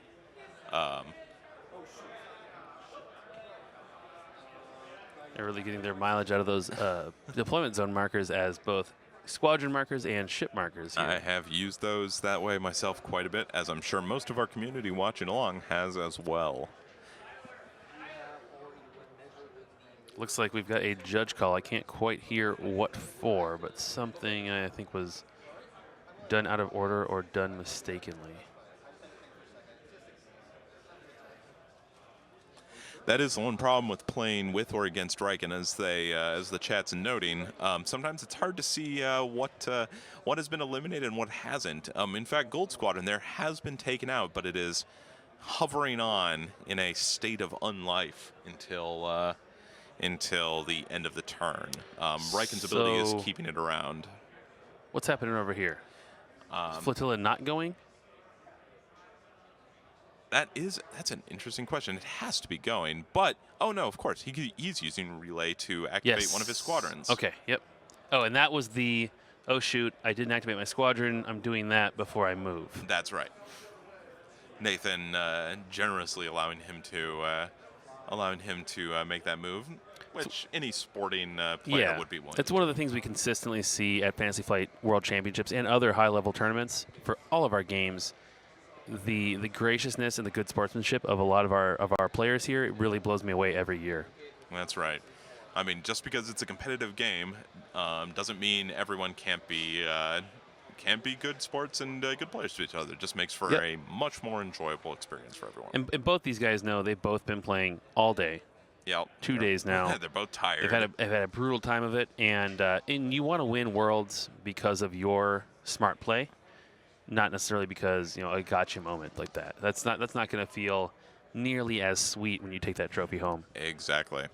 So we probably just saw Wedge or Biggs take a damage, and then Biggs take a damage and then shunt it off to Wedge using Shuffle his it off. ability. And then now the transports try and get the heck out of there. Now, Admonition not having a better target is going to still take the shot. Very likely. I wouldn't be surprised if he sent soon to be out of the picture Gold Squadron after it. After all, it might as well, as you said, make its points back and then some. But it does have that scatter. So if Gold Squadron goes chasing after that flotilla, it better roll an accuracy, but it just has to roll 1. One of the things is that both players so far have been very careful about exposing their rear arcs to their opponent. Yes. No points scored. You do not want those. Those points can add up quickly. Especially if you think Yavaris go in and activate 2 ships twice, both attack the rear arc. That's a 60-point swing, just in one. Not even in the ship's activation itself, just the squadrons. You do not want to see that happen. So the question is, who is going next? It's all over to Nathan's choice now. He has got to be feeling some pressure. I mean, it's a high-pressure environment. Top table at Worlds for Armada. This isn't going to happen again this year. So that's. I guess that's Admonition taking its long-range shot. Yep. Zap the scatter. Make him re-roll the hit with the evade. Yep. But and gets it. Still takes it out. So despite the talk about Admonition not having targets, he got the kill still. That's right. Now, that is true. Admonition needs to do some work to get back into the fight, and soon, because you don't want your brawler there just hanging out. And, of course, the flotilla is going to stay here and play because of Riken. That's right. But it's already activated. It's not going to do very much. It's just going to be a board presence. And I think we're going to see... Oh, look at Slam on the turn. Ooh. He's going to go for a ram. Why the heck not? You've got nothing really threatening Admonition, so 1 damage card. That's right. And so now we also... Actually, no damage cards. No damage card for Admonition. Plenty of damage card for that Admiral's all flagship. win. That is all win. So what we see, or maybe it's not quite a ram. Our angle made it look like one, but I think it just fits in there. It does. It'll be a ram next turn for sure, if he wants to play that way. He's going to run him down. So Admonition in a very good spot. Well, in a pretty good spot. Riken's outside tough, of either of its side arcs, but... And he's still yet to move. Yeah, Riken that's true. has not moved. That's true. I forgot about that. But he's going to keep the pressure on that flotilla, if nothing else. Although, if I'm Nathan, I want to see Admonition do a little bit more than just put pressure on one flotilla. Yep. So I think he's got to bring him back around and throw some dice. Well, he's certainly doing the right. He's certainly making the right moves for it.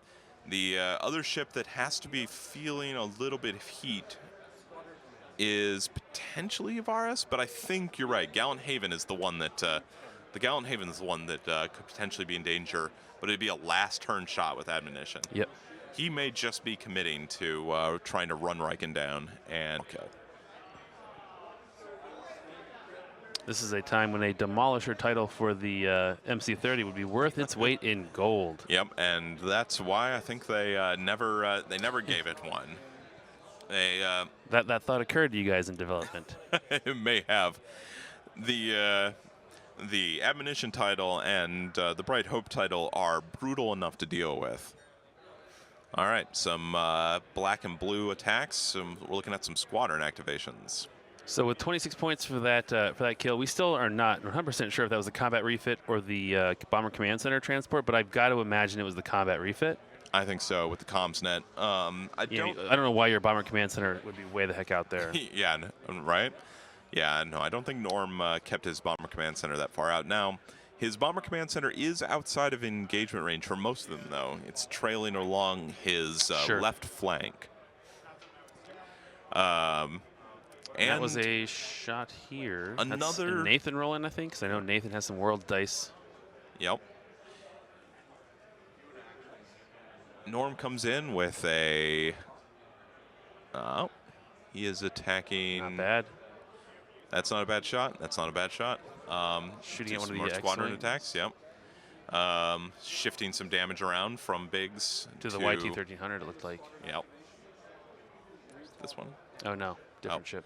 I think he's shifting it to Wedge, actually. The YT-1300 may not be in range. Yes. Yep, looks like that. And he'd rather lose Wedge than Biggs. And that Admiral wanting to get the heck out of there. Yeah.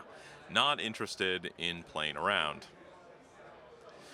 So Admonition could get the ram again, or get the ram for the first time, I think. I certainly hope for Nathan's sake that he's plotted a string of maneuver commands down his chain for Admonition. He does have the token, but he needs the speed, so he really can't afford to slow down if he wants to get to grips with the fleet here. He needs the maneuver command for that extra turn, because the MC30 does not turn well at this high speed. So he can stay at speed 4 like he did and still turn around. Sure. We've got some checking on Nora's ability here, it looks like. Yeah, Nora. No, she's well outside distance 1. Measuring something from Nora here. Might be measuring when Yavaris activates how much Bomber Command Center is going to move Nora. Fighter coordination. Fire coordination team. Yes, no, the Bomber Command Center would never move Nora. So that's another token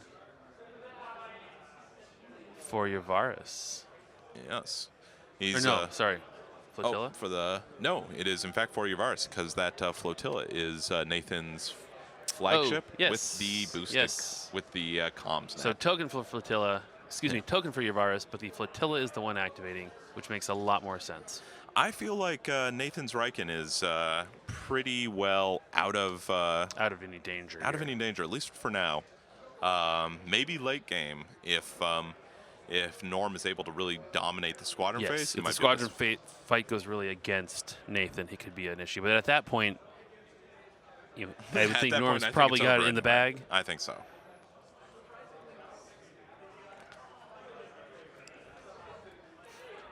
We're seeing. So Norm's deciding what to activate now. He's got the Gallant Haven Yavaris and the outside and it is the last transport. He wants that Bomber Command Center up close, probably. I gotta think. And he picked a maneuver for it, which he's used those maneuver commands to good effect so far. So I want to see something. I think it's possible that let's see. It is hard to tell. I think that's the CommsNet one, the combat refit. I think it is the I'm wondering that too. The other reason I wonder is because on the SWAT sheet, number 4, number 5. Oh, I'll bet. So if they're numbered like that, because Gallant Haven, well, that doesn't check out. No. There goes that theory. We were doing so well here, too. But you're wondering if he's there to pass tokens to Yavaris. Yeah, I think he did just pass a token to Yavaris because... Yavaris now has a squadron and a navigation. So that's got to be what we're seeing over here. So he killed the Bomber Command one early. That's not a bad pick to get. I guess he assumed that that he wasn't going to be making many bombing attacks in the squadron phase. Sure. He was going to be going for the fighters. Mm-hmm. So I think that tells us a little bit about Norm's plan here.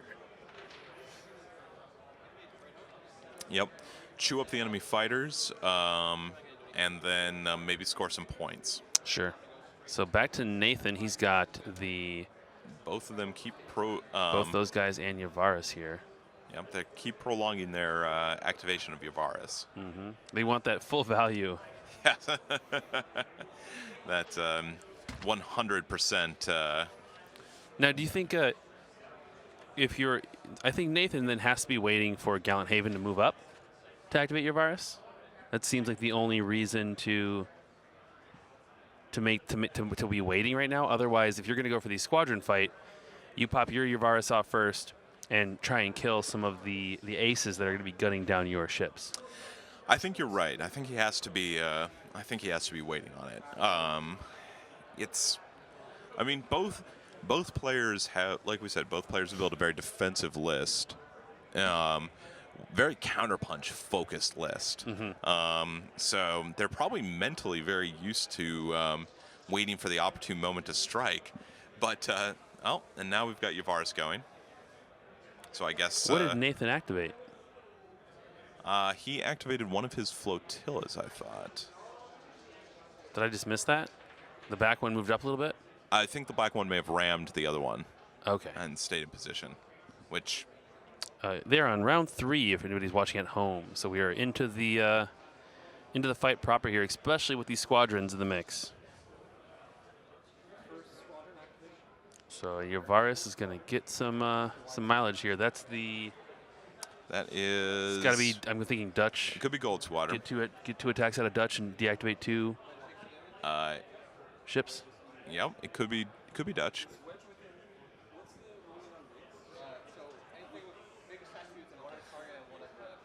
All right, and we can hear him explaining how big works. Not bad. Not bad at all. I think this was Gold Squadron, actually. Dutch, I believe, has 3 blue dice for his attack. Whereas Gold Squadron, yep, so 2. That's on the YT. Yep, plinking away.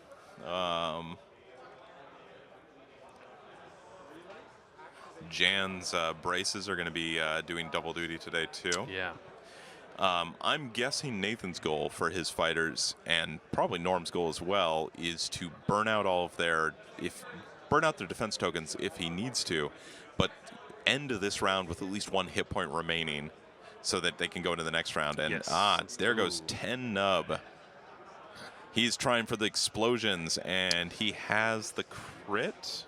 Yep, he does. And I will point out, Jan is out of this fight still at this point. I think she's too far behind there, the flotillas. Yeah, but that can change in a hurry. Nathan can always throw her up when needed. And I think he needs to before too long here. All right, so Ten spreading the love.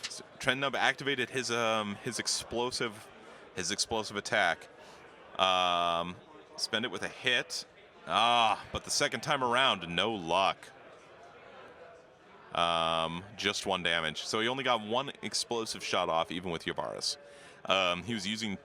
Norm was using Torn Far to reroll those blues, which is Wasn't there a crit there? There was, but Trendnub needs to roll a. Oh, you're right. Yeah, blue crit. Yeah, so he just did the damage to everybody. My bad. So that's a good swing for Norm. That's 2 damage across 3, 4 squadrons. Yep, across the entire That's board. fantastic for him. Mm-hmm.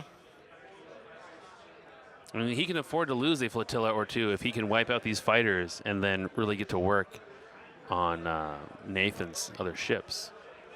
Because for both of them, loss of their fighter wing, that's a significant amount of points. Nathan's got 133 points for the squadrons. Norm's 134, so there's a lot of stuff available to score here. Norm is right at the maximum. Yes. Chat really liking that that double splash damage shot here. That's right. And then this must be Dutch. I think. Yep. Toggling off the YT-1300. That's right. I think Dutch may have been the only. That 1300 may be the only thing in range. Mm-hmm. He also moved Dutch onto the station, which I gotta think was intentional. Yep. Heal up some damage. Although counter from the 1300. Oh yeah, that's what we were rolling. If Dutch is in range of Gallant Haven, then it is a moot point. But Dutch also had to move up, so Yavaris's double tap is not going to go. Yep. Good thing for Nathan at this point. One thing that I always like to mention when we're doing a Worlds broadcast like this, if you're watching at home, from the couch or at your computer, do try and keep in mind that if you see mistakes that may to you at home seem obvious, that you have not just played 6 games of Armada, traveled here to the Twin Cities from sometimes around the world. We've got players from Europe, we got players from the Middle East, from Asia, from Latin America, all over the world here. So whatever stream you're watching this weekend, just keep in mind, Worlds is not your local game store. Worlds is not theory crafting at home. Worlds is the biggest stage in our games, and it's a whole different beast if you've never been here and competed on this level. That's right. So I think what we just saw there is that with 10 nub and his splash damage, and Nathan already putting damage on Wedge Antilles. Wedge Antilles was taken out of the fight by the 2 splash damage. Yeah, I think so. Potentially it was Biggs, but I think it was Wedge. They're both. That's 19 points plus 12 for Gold Squadron, putting Norm 4 points into the lead. Oh, they're both 19. But as some of you have pointed out, that also means that Norm's fighter ships are clustered pretty well up, and Nathan also has 10 nubs, which is also. And he also has Yavaris. Also Yavaris, and also has Torn Far, I believe, on one of his. He does. He's got it on the Bright Hope, which is one of those 2 in the middle. Yep. So I think we have every bit of potential to see that punishment returned on Nathan, but with the important distinction that Gallant Haven will mitigate some of that. Some of the damage. But not the 10 num splash, which is probably the worst part here. Yeah, that splash damage is what Nathan has to be banking on to really sink some of that home. And he's still got the YT-1300 with escort tying up Norm's fighters. He's still got Biggs as well, I think. Yeah. But it's important. You got to think, once those 2 escort fighters are gone, the bombers are ripe for the picking for Norm's force here. They are. He's going to have to commit Jan Ors in at some point here. Or he needs her to. I'm starting to think that this squadron on squadron fight, depending on how it goes, but I think Gallant Haven is actually doing more work than Biggs is. I think so. For damage mitigation. It's the damage prevention, not just mitigating it and spreading it around. He's throwing enough damage that even if Biggs is putting it exactly where you want, you're still taking that damage. You still have and to it's going to add up. And that's what we're seeing here with like Wedge going away. He just took too much over time. That's right. So, now, something else to consider, though, and one of the, So, sorry, I lost my train of thought there. It is also not always easy to be doing a running commentary for hours at a time, but not as hard as Norm and Nathan's play record here.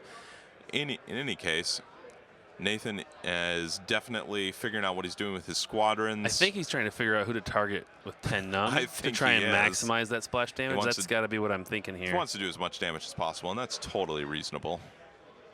That's really, I mean, with that hit he took losing Wedge, taking all that damage spread around, he really needs to get a big hit in with 10 num in Yavaris.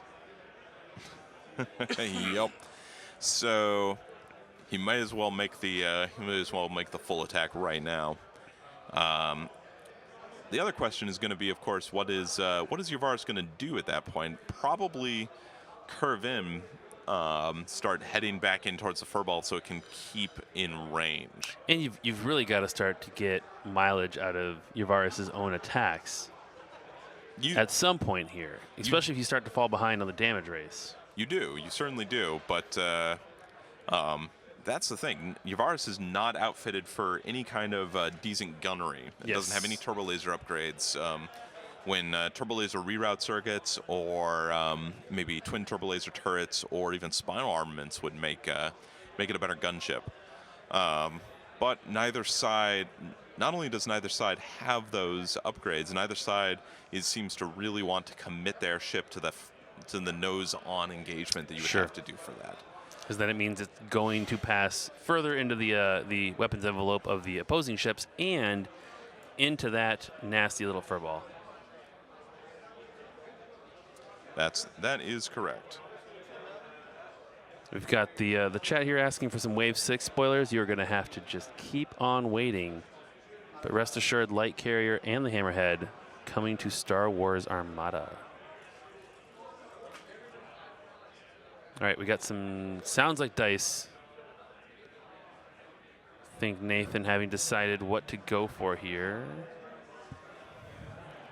That is a blue and a black. All right, so blue-black could be 10 nub making an obscured attack. Or the dagger. Or the dagger making an obscured attack.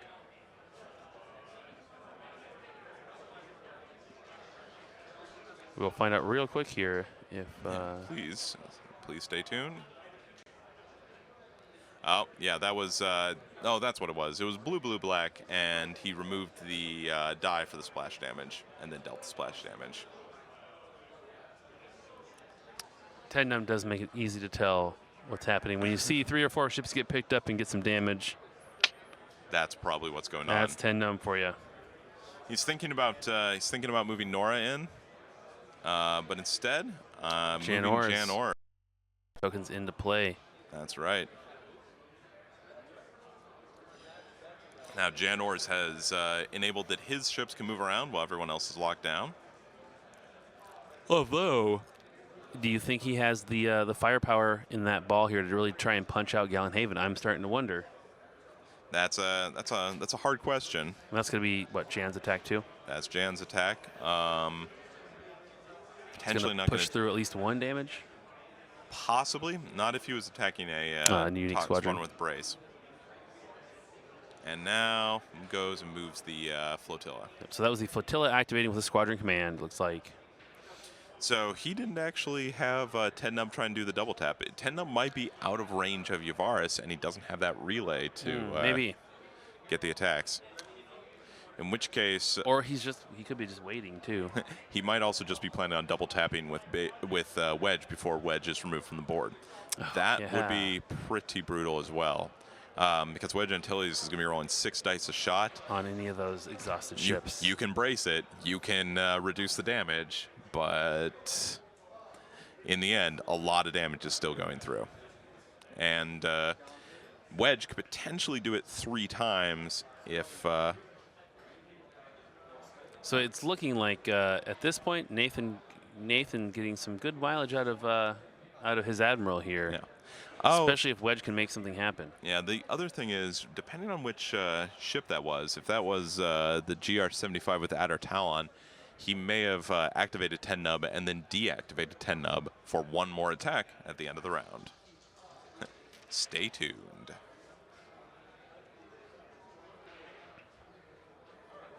Got some more dice going, so... Yep. I'm not sure who. Must be Norm. Norm is going to be making an attack with... Is that a... what is he... just measuring some range from Yavaris. See what ships Yavaris could potentially activate and get that double tap on. Yep. And that's the thing. I mean, pre-measuring not only allowed in Armada, but almost necessary to really make the right decision in the heat of battle. That is true. All right, so Norm's going. He's going to move a couple of his fighters around. Get that Dagger Squadron in there. Did you see what he activated? This other flotilla? I think it was one. Yeah, I think it's his other flotilla. He is leaving Gallenhaven for dead last.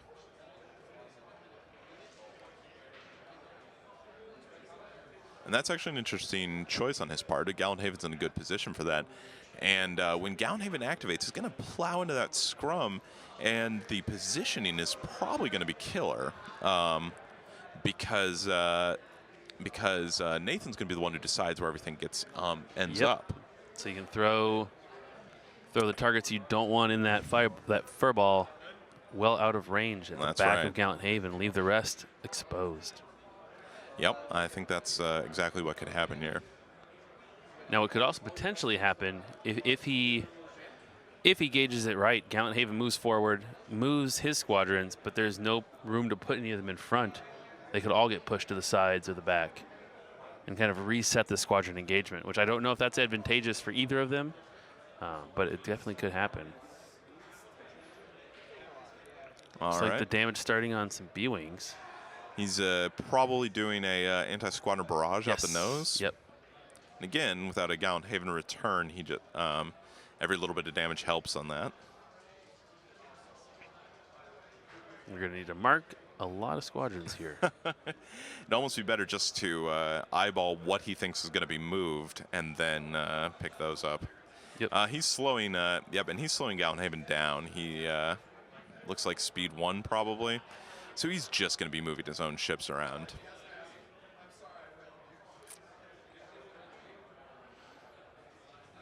Yep, chat pointing out that, yes, indeed, this is the Gallenhaven going, not one of the flotillas. Yep, that is correct.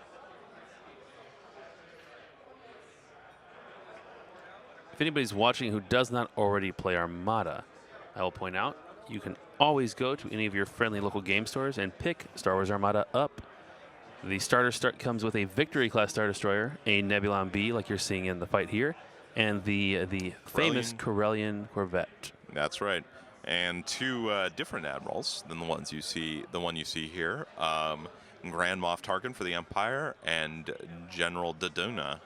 Yes, along with a pile of X-wings and TIE fighters. That's right, and if you like Biggs and Wedge and Luke Skywalker, those X-wings are going to be super useful for you. Mm-hmm. You will, of course, to run Wedge and Biggs, you'll need to pick up the Rebel Squadron pack and also the Corellian conflict, but probably well worth it as well. Yep, that's one of the cool things. If you're a lot of these guys who are playing Armada competitively, I've talked to plenty who have also played Corellian conflict, which is a more almost narrative, arcing, story-driven campaign for Armada, where you build a fleet, bring it through multiple missions. If you haven't tried it, you like Armada, if you're watching the stream, definitely check it out.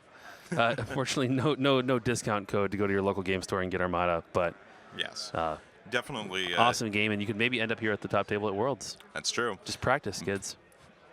And the other interesting thing about the Corellian conflict, different fleet building rules. So you're actually building more based on your wins and losses as you go, and what points you can accumulate, and less on what is very effective right off the bat. Yep. It's more ships, more squadrons, less upgrades.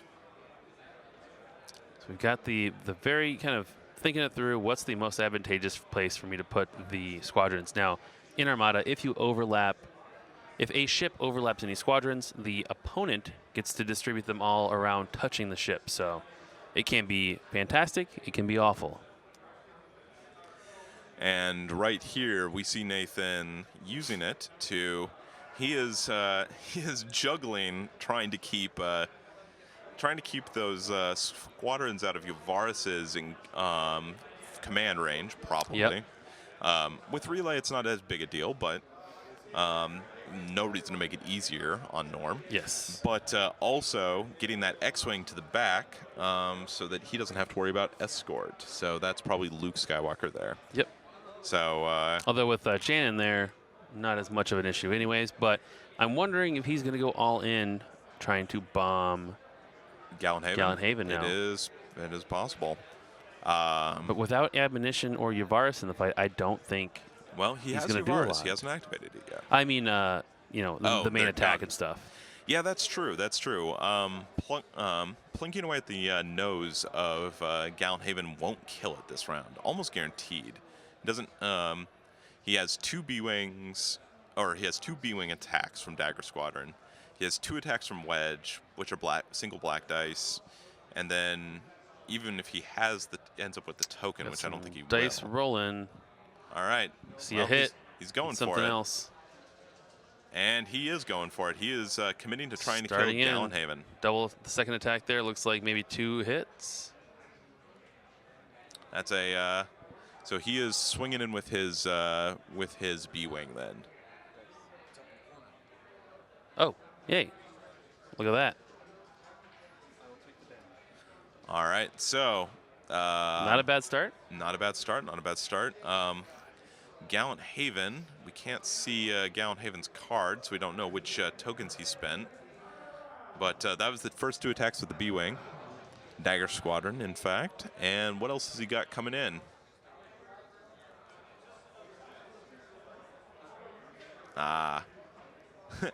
Thank you for putting those on the. There we go. All right. Hit with an accuracy, re-rolling. Re-rolling with Torin for the crit. One of the things that is scary about squadrons, as opposed to ships, is those defense tokens are a little less useful. It's a death by a million cuts instead of the big hammer blows. So he is probably just as happy to roll into more damage than he is to roll in accuracy, because if he can force Gallenhaven to spend more defense tokens, even better. Mm-hmm. I think it's really gonna depend here. Can Admonition do some damage? Ooh, that's great. That's not bad at all. And yeah, we still can't see get the redirects going here. Yeah, we can't see what he's using, what tokens he's used, but it's probably a lot. A lot. It's probably he's not using his evades. That's too close range, so it's just his braces and redirects.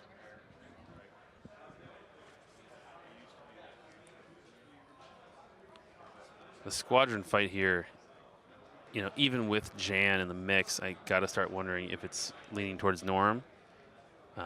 But if Admonition can get a kill on the flagship or can get in and really get into the mix, Nathan has a chance. Yeah, if Gallenhaven let's be fair, if Gallenhaven goes down, that's almost that's a reasonable trade as long as Nathan doesn't lose all of his squadrons in doing it. Yep. If Admonition is able to also hunt something else. Ooh, here goes Wedge. All right, so he is splitting. He's splitting up a little bit. He's going after Wedge. He's going after. He's using Wedge on a squadron. Although that's the smart money for Wedge. How can he pass it up? Wow. Gallenhaven, that's brutal. I think somebody's going for 10 num there. Yeah, I think somebody may have just lost their. I think that's a dead 10 num. That was a heck of a lot of damage.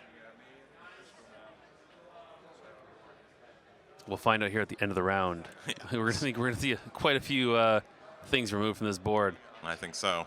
It's going to clean up a little bit. And Yavaris not going to move that way. Yep. Yavaris is slowing down. Yavaris going to... He's probably if he can pull an inside turn like that if his with a small base chip, because the small base is short enough to fit in between one of the range ruler increments. But really checking those ranges, make sure he's not too far out. He doesn't want to leave he wants to leave no squadron behind, and that certainly makes sense. So who do you think the candidate for Adar Talon is this turn? Well, he already had to choose him, and I actually think it was, well, I don't know. It looks kind of like it is. Do you use Wedge again? He possibly. That's no, he can't use Wedge because Wedge just activated off of Yavaris, and he doesn't have Adar Talon on Yavaris. Yes. I think it was 10 nub. 10 nub? Spread some more damage around. Yep, and if 10 nub is out of range from anything else, 10 nub will throw another shot into Gallenhaven. Okay, so that was I think a bump there. Yep. So putting a damage on that flotilla. Yep. But keeping Yavaris in the envelope he wants to be in the envelope. So let's see. Yep, and Nathan's up another 15 points, so he probably took out Dagger Squadron. Yep, that's what it looks like the chat is saying too. So that was a Dagger, not 10 num. Dagger being on the outside here. Yep. Certainly the easier kill. Yep. Yeah, I guess, yeah. The braces would have mitigated a lot of that damage, and that would have been a big disappointment for Wedge. Yes.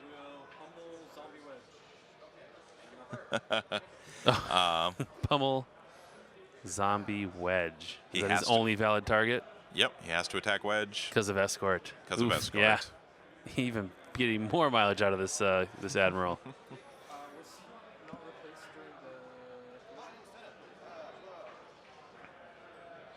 Yep, so at this point, that lack of intel is what's coming into play. Norm is having to go for the dead ship. Norm is forced to throw some attacks onto a dead squadron, and Nathan is ever so slightly in the lead, but these point values are pretty low. Yeah, and they're very volatile too. There's a lot of very hurt squadrons. There's a lot of ships, that aren't in a maybe what I would call a secure position. Nope, not at all. So. And there he goes, tucking right in, engaging the rest of those fighters with, that's got to be Biggs then. That's right. That's right. We still got the Y-Wings over here still to go. Yeah, I think those, well, one of those Y-Wings is dead, of course, but Nora is still very much alive. And she's going to go join the fun with Gallenhaven here. Yeah, and in fact, next turn is going to be, I think next turn is actually going to be. Here's the carnage. Yeah, here they go. Next turn is going to be really brutal for Norm because he may wipe out those ships, but I don't think Gallenhaven's going to survive. It's going to be because none of those fighter squadrons, because Janors will remain until the very end. And Riken. And Riken will keep Janors until the end, which means Intel's going to be in play until the end, and then. Janors will guarantee that those bombers and Nora will just swarm all over. And his own fighters here are stuck engaged with Biggs for the next turn. Yes. Oh, I see what he did there. That is. So Biggs is being thrown to the wolves, but Biggs is going to do the most Biggs thing ever, and just die valiantly. Die valiantly to guarantee the crippled assault frigate B. So he loses Gallenhaven. We still got Yavaris on both sides. You got some squadrons. That's a big chunk of points. That's 87 points on the board. That is. And potentially some objective points. Exposes that rear arc. That's right. Yeah. Although he's been shooting the front up till now, he may decide to go for the sure thing. True. And let's Although, see. hey, if you get the kill, Yep. So and then you can. Gallant Haven. Well, and here's the other thing. Gallant Haven has given up its redirect entirely. It still has its brace of moderate use against this stuff. Squadrons. Yeah, but that lack of redirect means that unless he plotted an engineering command, I feel like he may have done more squadron commands most of the way down. Sure. He may have done an engineering command to keep. That's a really plan for trouble kind of move. I mean, with Gallant Haven, admittedly, its whole role has basically to fly into the middle of the fight and keep alive to save his squadrons. Yep. So we are up to round 4. We are up to round 4. And now we've definitely seen some blood. A flotilla destroyed, wedge destroyed. Squadrons on both sides. Squadrons on both sides. Dagger squadron destroyed. And a gold squadron. And gold squadron. And and now we also have Corrin Horn, of course, who is probably, if any squadron on Norm's side is going to come out of this, I'm guessing it's going to be Corrin Horn.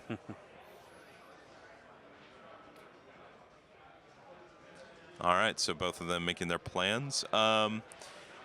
This time, Norm doesn't really have as much of a hard choice on what to activate. He doesn't have anything in immediate harm's way. He's just checking out what's in range of what. Gallant Haven, now the other thing Nathan's got to be considering is that if he can't kill Gallant Haven is going to be doing some very terrible things to Nathan's flotilla there. Not the flotilla. I'm looking at a more tempting target, the Yavaris there. Yavaris, sure. Yep. So he does kind of need to guarantee a kill on Gallant Haven. You're talking future rounds. Next round, yeah. This round, not a big deal. It doesn't have the long range shot very easily. Next round, kind of a big deal. Also, if Nathan invests his squadrons in killing Gallant Haven and he doesn't manage to do it, that means Norm's squadrons are probably wiping out his squadrons. Well, but not this round. Not because of bigs. But yeah, next round will be ugly. The other thing that I think is worth pointing out, while Nathan has the activation advantage here, it doesn't get him a lot because he doesn't want to wait on admonition. He needs to activate admonition early.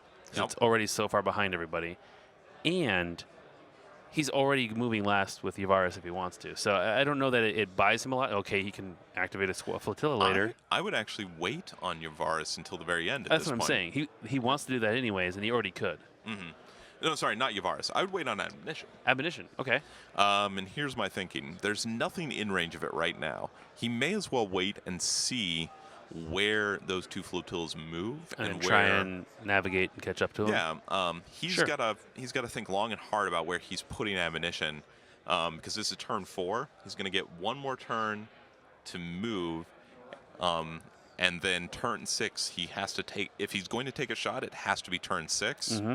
I mean, if he's in range in turn 5, great, but it's another thing that makes Armada kind of special or unique is the fact that it's the time limit, while it exists in Armada, is not your only limit you're playing within. You're playing within 6 turns. So if you have a fleet or a strategy that works great 7 turns in, that is not sufficient. You need to plan within the constraints of that 6-turn limit. You need to get in there, do your damage, and accomplish your objectives within the 6 turns. Which is different than a lot of our other Star Wars games. Yeah. So Yavaris goes first. Yep, he is. Loops around. Definitely going to activate those fighters there. Those which he can. But he's got relay again. Those VCXs proving super useful. So that's our friend Dutch Vander going to try and lock somebody down. You know what? Probably got to be the killing that there. Killing that YT-1300. It can't it can't survive from Riken because it's not unique. It's been key to shuffling damage around. He is just taking it off the board. It is also escort. So, and that's the other thing. It's escort. He couldn't. Yes, he had to attack that. Yep. Just clearing the board. For Nathan, that's not terrible. That took both of Dutch's activations, which means no squadrons deactivated for him. Yep, and also he did not use Adar Talon on it, so Dutch is done.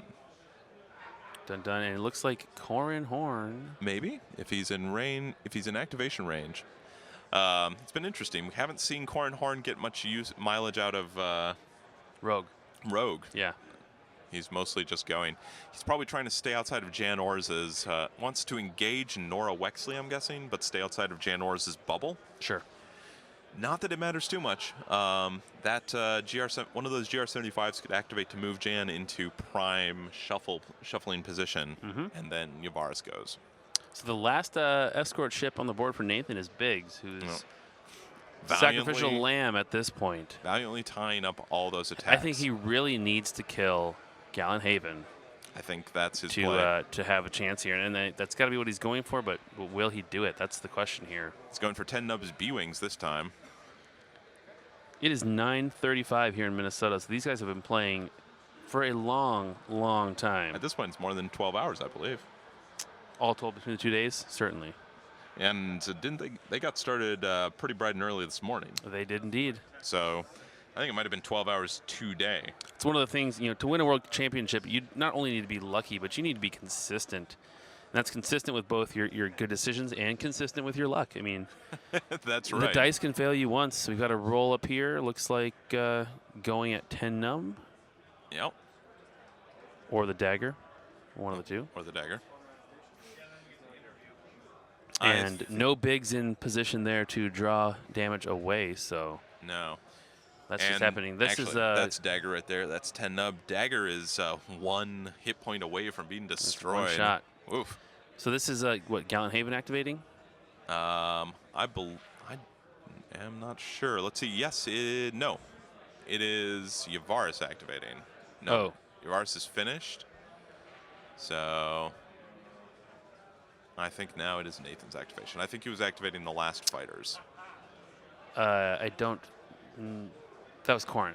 That was Corin. So now it's Nathan's turn. Looked like he was about to activate Admonition, but no, he is just activating his Admiral. General Riken not doing a whole lot in this game. Not that we blame him. He is. That's not fair. General Riken's doing quite a bit. Yes, his I was going to say he's not doing too much. Yeah, he is. He's doing his job. The crew in his ship is maybe a little bit. Well, hey, they're probably happy to be not in this scrum. Yep, just working out the best position he can pick to.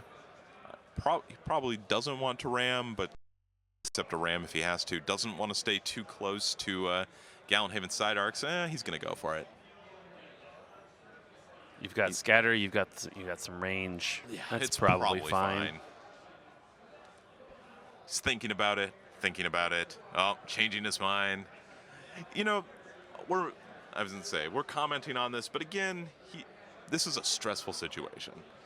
Yes. You're sitting at this table, you feel like one wrong move is going to cost you the game, and then you're going to kick yourself for the next year saying, why did I make that one decision? It's very easy to get into your head. Yeah. For whoever was asking, or somebody talking about how, Biggs only works on escort ships, I'm just saying Biggs not being positioned for his escort to protect anyone. He is tied down some ships for the round, but he cannot really do anything to help the bombers behind. So that's right. They've got to seal the deal on Gallenhaven, or it's going to get very, very bad for Nathan. I agree. If Gallenhaven survives with just 1 hit point, Norm probably pulls a victory because it will last for that whole other round, and he will probably finish off Nathan's fighters. Mm-hmm. But if Biggs can keep those fighters locked down this round and they kill Gallenhaven, then it's the other way around. At this point, I think he's just burned off Gallenhaven's shields for the most part. Didn't really see any damage cards on it, but it's probably pretty close to 0 shields. It's got to be. Yep. Yeah, other than maybe that rear arc, but. The rear, well, probably one of the sides too, but he doesn't have the redirect is the thing. As long as one. Yeah, he burned that, so that's not going to help him. And that means Norm's going to have a choice when it comes time to activate him. If he plotted to engineering, will he use his engineering to repair those shields, Or is he going to use the engineering to redirect those shields? Sure. Or would he use engineering? Yeah, I mean, one of those two. Now, I think let's point out Nathan's Yavaris. It looks like it has a concentrate fire token. So if he needs to try and pick up the spare with a shot there, yep, he's got a chance. Not a great chance. It's not. No, that's a squadron token. Is it? Yeah. Okay, yeah, I just can't see. And unfortunately, like we said, the Battlefield Nebula effect is making it hard for us to sometimes see the details. Yavaris is certainly going to make 3 activations this round, and really try and punish Gallant Haven here. Really try and publish Gallant Haven. Probably Yavaris might even ram one of Nathan's flotillas again just to stay in position. It is not impossible that we'll see one of those flotillas die from ramming damage. So here it looks like Norm moving his Admiral away. Get him away from admonition. If admonition ever ends up in range, that's just going to be brutal. Admonition can probably one-shot Riken and that GR-75. He also, he's going to fly into that cluster. Again, though, he's going to be overlapping his own fighters. That's going to be rough for him because pushes him even further. Well, Nathan will probably just make sure Big stays engaged with them, if possible. That's an interesting position. Although he can leave them engaged and also move them further away from Yavaris still. So, but also that flotilla is going to probably have to run over some those asteroids or those debris fields. I think those are debris fields, and so it's going to be taking some damage. And that's the flagship, not a no, you don't. Not something you want to have happen here. On your here. flagship if you don't have to. Especially when it's got so little damage it can take. Mm-hmm. Maybe he's hoping he can tempt Nathan to commit to killing the flagship instead. I mean, I will say Norm has had some very impressive fancy flying. Dodging Yavaris outside there. Mm-hmm. Avoiding these various obstacles that were placed in front of him. So, if anybody can do it, he can. It looks like Nathan is lending some of his washers here. Yep. For Norm's squadrons. All right, and the flagship comes in. The flagship is, look at that. He is, from this angle, I cannot tell if he is flying over his Gallant Haven stern or he's going to overlap. And he might be going for the overlap. Oh, he's trying to turn out away from Gallant Haven. Something else to point out that given their careful positioning, neither side has managed to score an objective point yet. Yeah. So he is going to, overlap those squadrons, overlap Gallant Haven's stern, drop back to his speed 2 marker. He's just using the maneuver dial at one space further to basically pretend like it's a speed 3 dial. We got one of the guys in the chat, or one of the guys or gals in the chat, saying that they kind of feel better about themselves seeing that in even in Worlds you see a lot of bumping. Absolutely the case.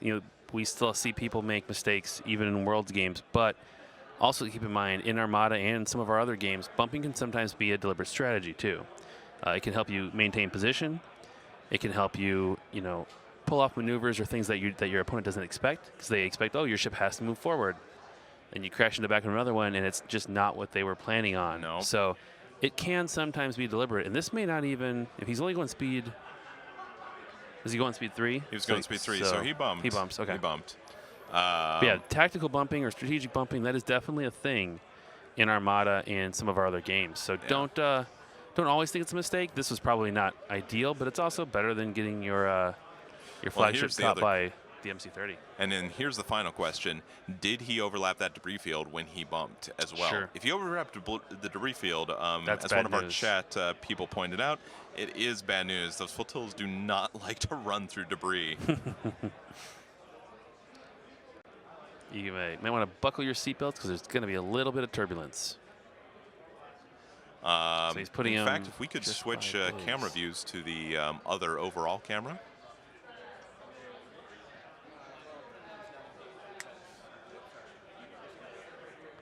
Looks like they're just trying to figure out that final positioning for the squadron that was overlapped. Yep. Looks like it was just the X-Wing. Just the X-Wing.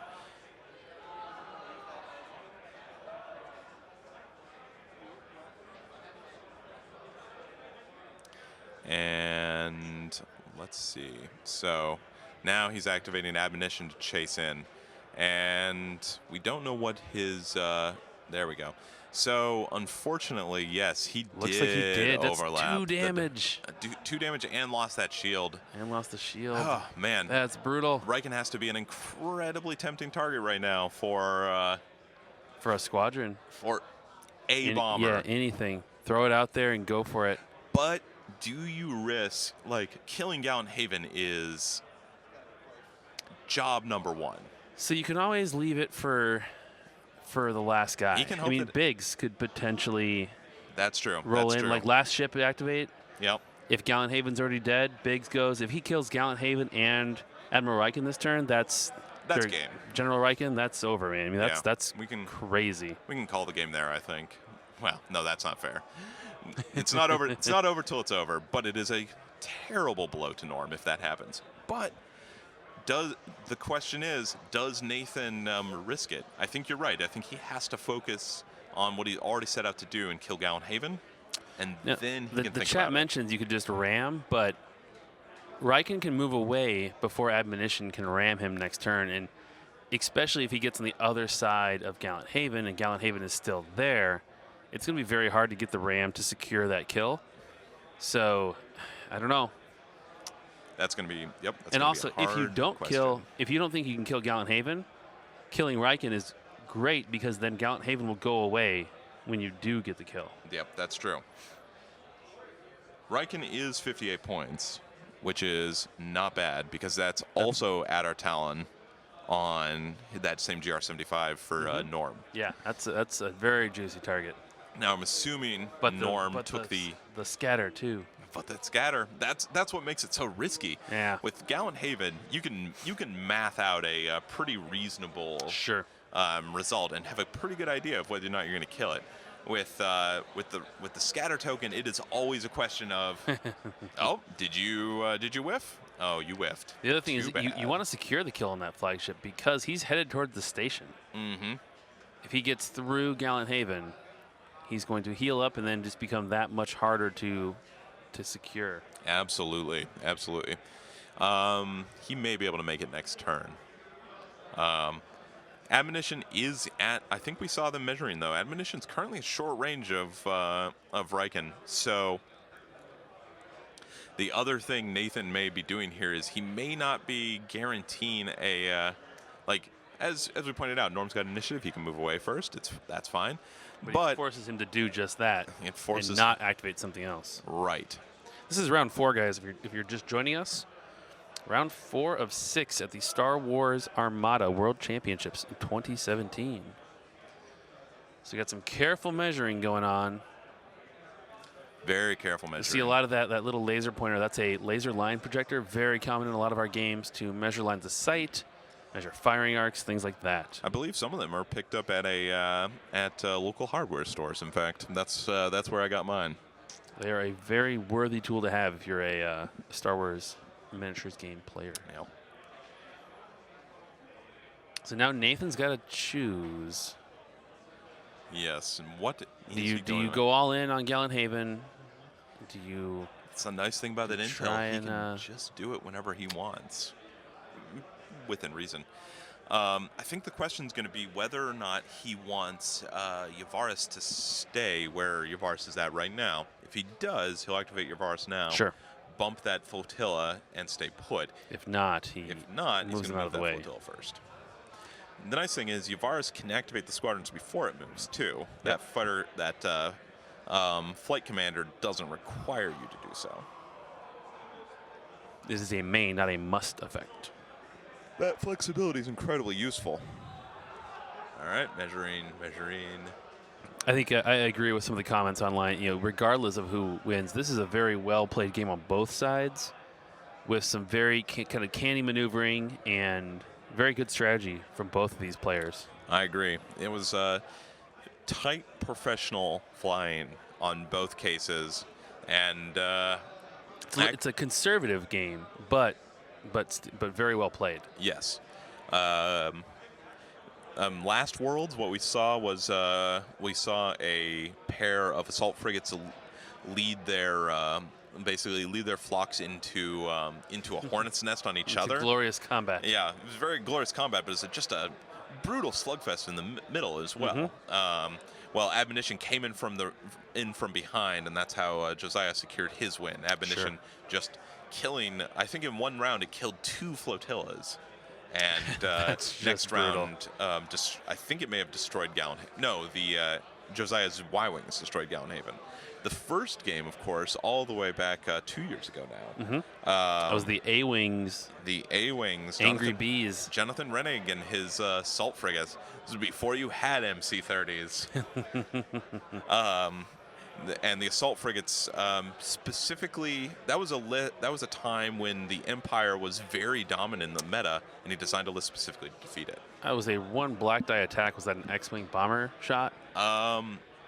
X-wings would use red, except unless it is Wedge, who I believe is dead. So or that Luke? may have actually been. Wait, Luke is the other side. That may have been Jan Ors. Yep. Black non-bomber.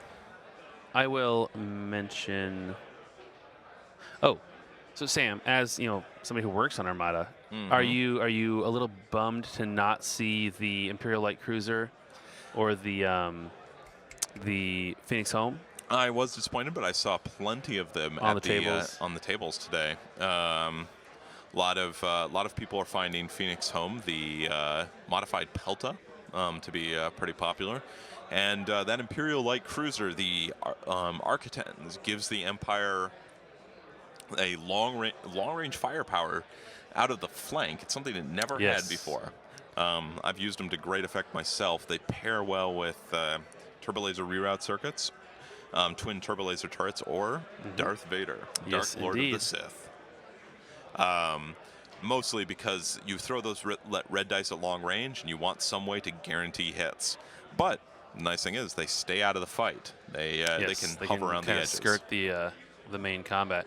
Now it is kind of cool. Also, while we're not seeing the newest wave here on the table, it's great to see Wave 1. Corset type stuff still viable and still competing here at World's Finals. That's true, and we are seeing some newer wave stuff as well. Some of the squadrons and some stuff from the Corellian conflict, and a smattering of Wave 1 and Wave 2 ships. Absolutely. Sorry, and Wave 3. So those flotillas like are Wave 3. Squadrons are moving in. Yep, he's going for it. This is not. This can't be Varus though, since he's also moving them. No, he is. I'm guessing that is Jan Ors. He is probably not too worried about Jan Ors being. That's probably one attack. Targeted. Yep. He's going to move Jan Ors in, make sure or that B-wing. He might be going with Dagger Squadron. Dagger Squadron rolls in, attacking the front. I gotta track where this little dice tray keeps going. Oh, making sure. Yep. He's making sure that Nora's in position. Yep.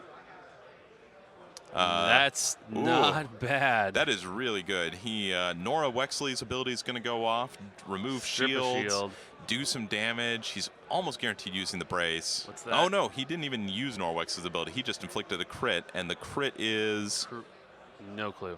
Could not make it out. That whatever it was, I will point out the Armada crits are pretty roundly awful to get. They are. It's much less. I'm a guy who's played a lot of X-wing, and there's certain crits where in certain situations, whatever, I don't care. Armada crits, they hurt every time. They do. Something bad could have happened. So that was that flotilla commanding a squadron. Yeah. Flotilla number 2. That could be the Bomber Command Center boosted comms flotilla, maybe. In that case, he may have committed to it because Adar Talon could activate that ship and then deactivate it, leaving it for one more Gallenhaven punch. I also cannot. There we go. Yes. So the final thing about all this is if Gallenhaven's activating, which I think it is now. That's what looks like I heard. Sounds like I heard. He's going to plow into all those fighters, and then Nathan is going to be able to reposition them all again. Still no points from superior positions. Nope, not a single one. That is a I mean, I'm sure it's colored their positioning and their flying, but man, we are not seeing the points coming off of it like we do in a lot of these games. Yes, indeed. We are.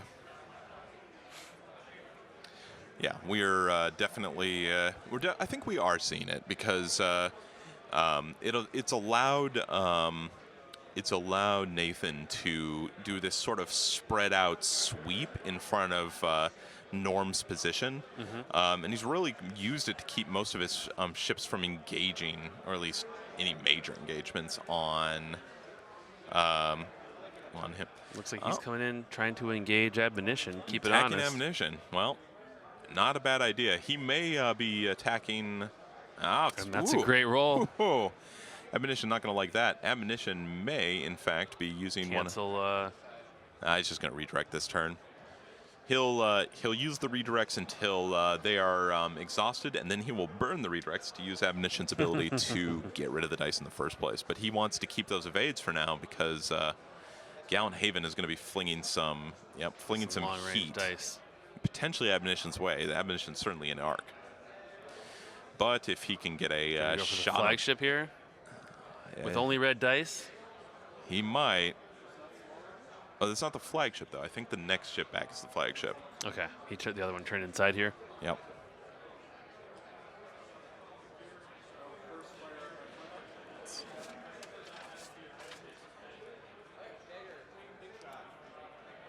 So, yep, he's going to go ahead and... Oh, he's doing an anti-squadron barrage into the front of... front. It's probably going to kill some of Nathan's fighters. You got to spread it around. Cares for That's the now. thing with the squadron fight. You need to start somewhere and just start chipping that damage into them. And especially with no Gallant Haven on the opposing side, why not? So there's the red dice roll. 2 accuracies and a crit. Yep, that's not bad at all. Well, it depends on what he shot. If that's going to land a damage against anyone at long range. That's Yavaris. Oh. Is it? No, I can't see.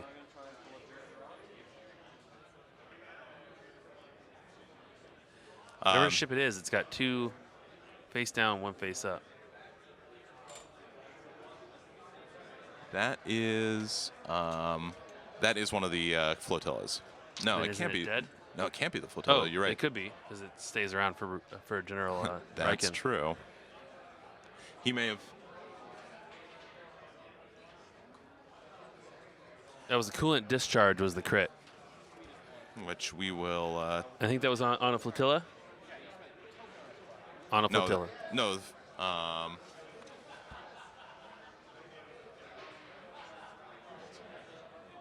Sorry, guys. We're just trying to sort out exactly what happened there. So the chat seems to think that was the shot on the Adar Talon flotilla. Oh, really? Which, if Boosted so, comms bomber command center. That's not a bad one to take out. That's a 40-point flotilla we're talking about here. Yes, it is. And if that is indeed the case, it's even more important that the kill be secured on Gallant Haven this turn.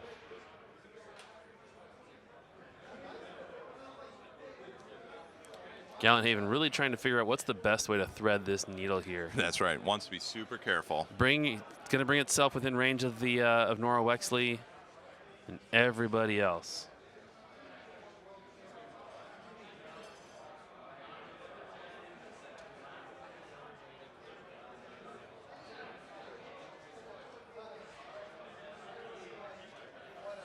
All right, so, yep. And again, their ships are close enough together that it's hard to... Delicate work. Yeah, it's a delicate work.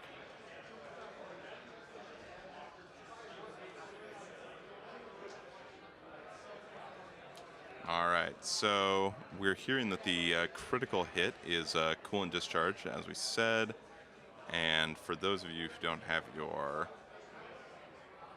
You don't know the damage cards by heart, you're saying? Yeah. Is there people who are like that? Believe it or not, I haven't even memorized the damage deck. Which is why I am not just rattling it off super impressively right now, unfortunately.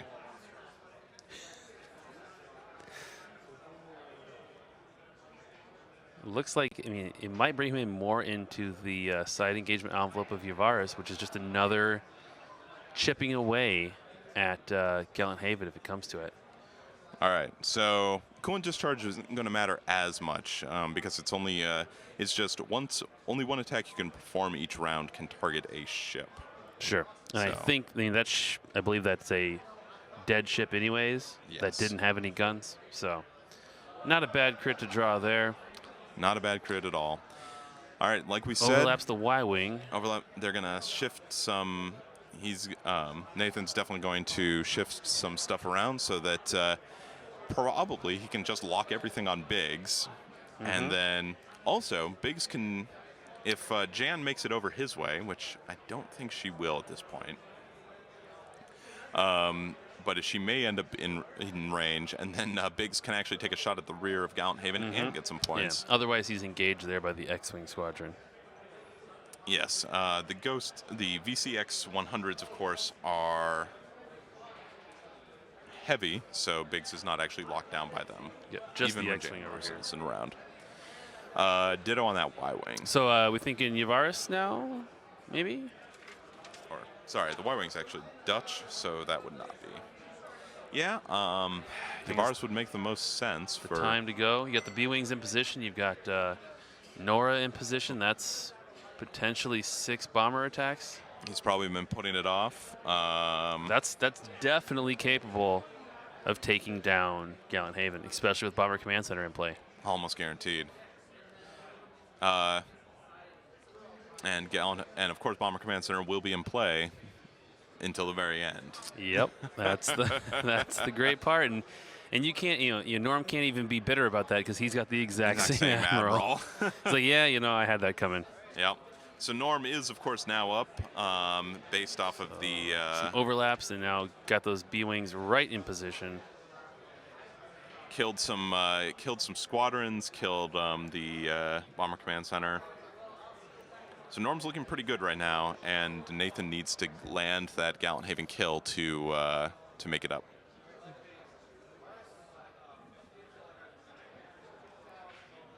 It's going to be bloody one way or another. Maybe Nathan just hates bright and beautiful colors, and so he just wants to get Gallant Haven out of the way ASAP. ASAP. Or it could just be the fact that Gallant Haven is buffing every one of Norm's squadrons around him. I don't know. Could be either one. Yeah, one of those two reasons. I'd like to think he isn't offended by... I think we're seeing some bomber attacks. That's not a bad start. No. No, it is not. Not going to want to re-roll that with Bomber Command Center. Yep. He burns his brace, takes one less damage. It's the first card, second card on Gallant Haven. Yep. He's got to do 4 more. Goes for the re-roll, and there's a hidden crit. So that's 2 more damage. One of them's face up. And that is... Thruster control malfunction. So we've got 2 more damage on him. I mean, he could... Oof. 2 more damage and still 2 squadrons left to activate by my count. Yep. And I think he can do it. Does he get it and then also try and get... I potentially would. Go for the at that Admiral? point, you have Why not? If they've got the movement, I mean... Yeah, those are not fast ships. There's 2 more. That's it. That looks like curtains for Gallant Haven. Gallant Haven is done for. Now, done for next at the end of the round. Yep. So Gallant Haven's still going to remain in effect. He may also... That's a big swing. He may also choose to start making his attacks on some of those other ships. Yeah, but I think he's going to go after a VCX now. So here's a question for you. Let's say that Riken's killed in that flotilla right now. Does that immediately make you remove Gallant Haven, or does that affect... If Riken was killed on flotilla, he also stays in play till the end of the round, I believe. Oh, sure. Yeah, never mind. That makes sense. So yeah. So would Gallant Haven. Yeah. So yeah, there would be no point in going after him at this point. Yeah, so definitely going for squadron attacks. Yeah, looks like he's just trying to clean up some damage. Although, I mean, I don't know. Do you bother at this point? Because Gallant Haven's still in play. It's soaking all that damage. Well, I think Try and kill that. Oh, he's going for Corrin. Yep, he's just trying to ship some damage through. Ship some damage through. At this, honestly, we're looking at it. He may not have the range to jump over onto that flotilla. Maybe. His squadron would probably have to land on that debris field, and then it's going to be obstructed. Sure. It's just not a very good. I will tell you, Torin Farr is doing work here. That's a lot of blue dice getting re-rolled. She is definitely. And he's going for Corrin, I guess, because that's the one that he had the range to attack without having to move. So it makes sense. Yeah, at this point, that attack's gravy. Corrin took a little damage, probably 1, I think. Looked like just 1. Between his tokens and Gallant Haven, he could stop a lot. Yep. Yep, and now, because of that, he is up 10 points on Norm. Still, though, it's actually, given how many squadrons he's given up, Norm's not in a... not out of the fight. Not out of the fight at all. I mean, I think we're definitely going to see this go the full 6 rounds and come down to who can get these points. So at some point, I'm wondering, is it going to be start being worth it to really go for those rear arc shots? I think you're going to have to because you need the point advantage right now. I think you do. I absolutely think you do. Heck, he may try and use ammunition just to pick off a few long shots to try and score a point. I mean, right now they're roughly equivalent to killing most of the squadrons on the board. Kill a squadron, or you just shoot somebody in the rear arc. It's much easier to do the rear arc shot. Now, I think what we're going to see late game play, ammunition and going to try and end up between those 2 flotillas, so that get both arcs off. Well, so that Norm has to choose and move one, and then Nathan kills the other for the points. Sure. Again, not a guarantee, but well, Norm's certainly running out of other things to decide to activate first. That's right. Now, Nathan did lose one of his GR-75s as well. Yes. So again, this is going to be another end of round where we see a lot of things come off the table here. That's the thing with a Reich and mirror match like this. It's not evident how much damage is being dealt until the end here. End of the round, you'll see, oh yeah, wow, that's pretty brutal. We may not even have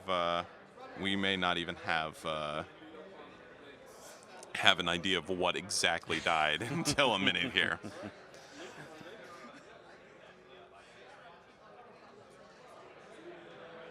There is some real strong anti-squadron fire. Strong anti-squadron. It's all on Biggs. Sniping on Biggs?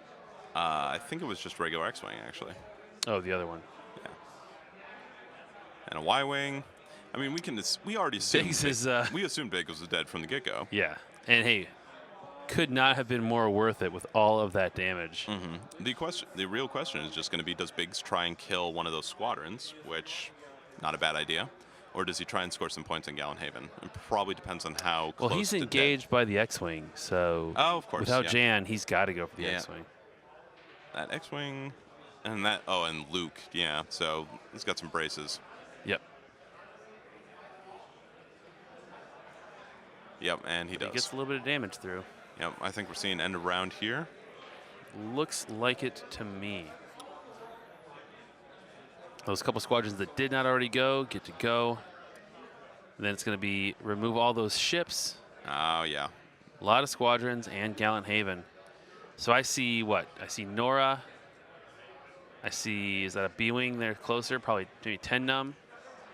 Nora and 10 num, is that all that's left on Nathan's squadron front? I think Jan is still there. Jan's up over here. Yep. But that's not a lot. Yes, but actually, we were wrong. He didn't actually. No, wait. No, and there it is. Yep. There's the flotilla. Yeah, it is still anyone's game. Gallant Haven's a big swing, though. It is.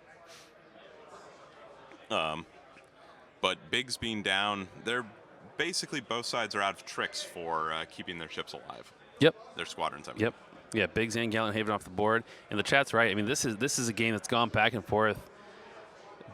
Both players multiple times, and really neither of these guys, regardless of how this turns out, can be disappointed in their world's performance, I think.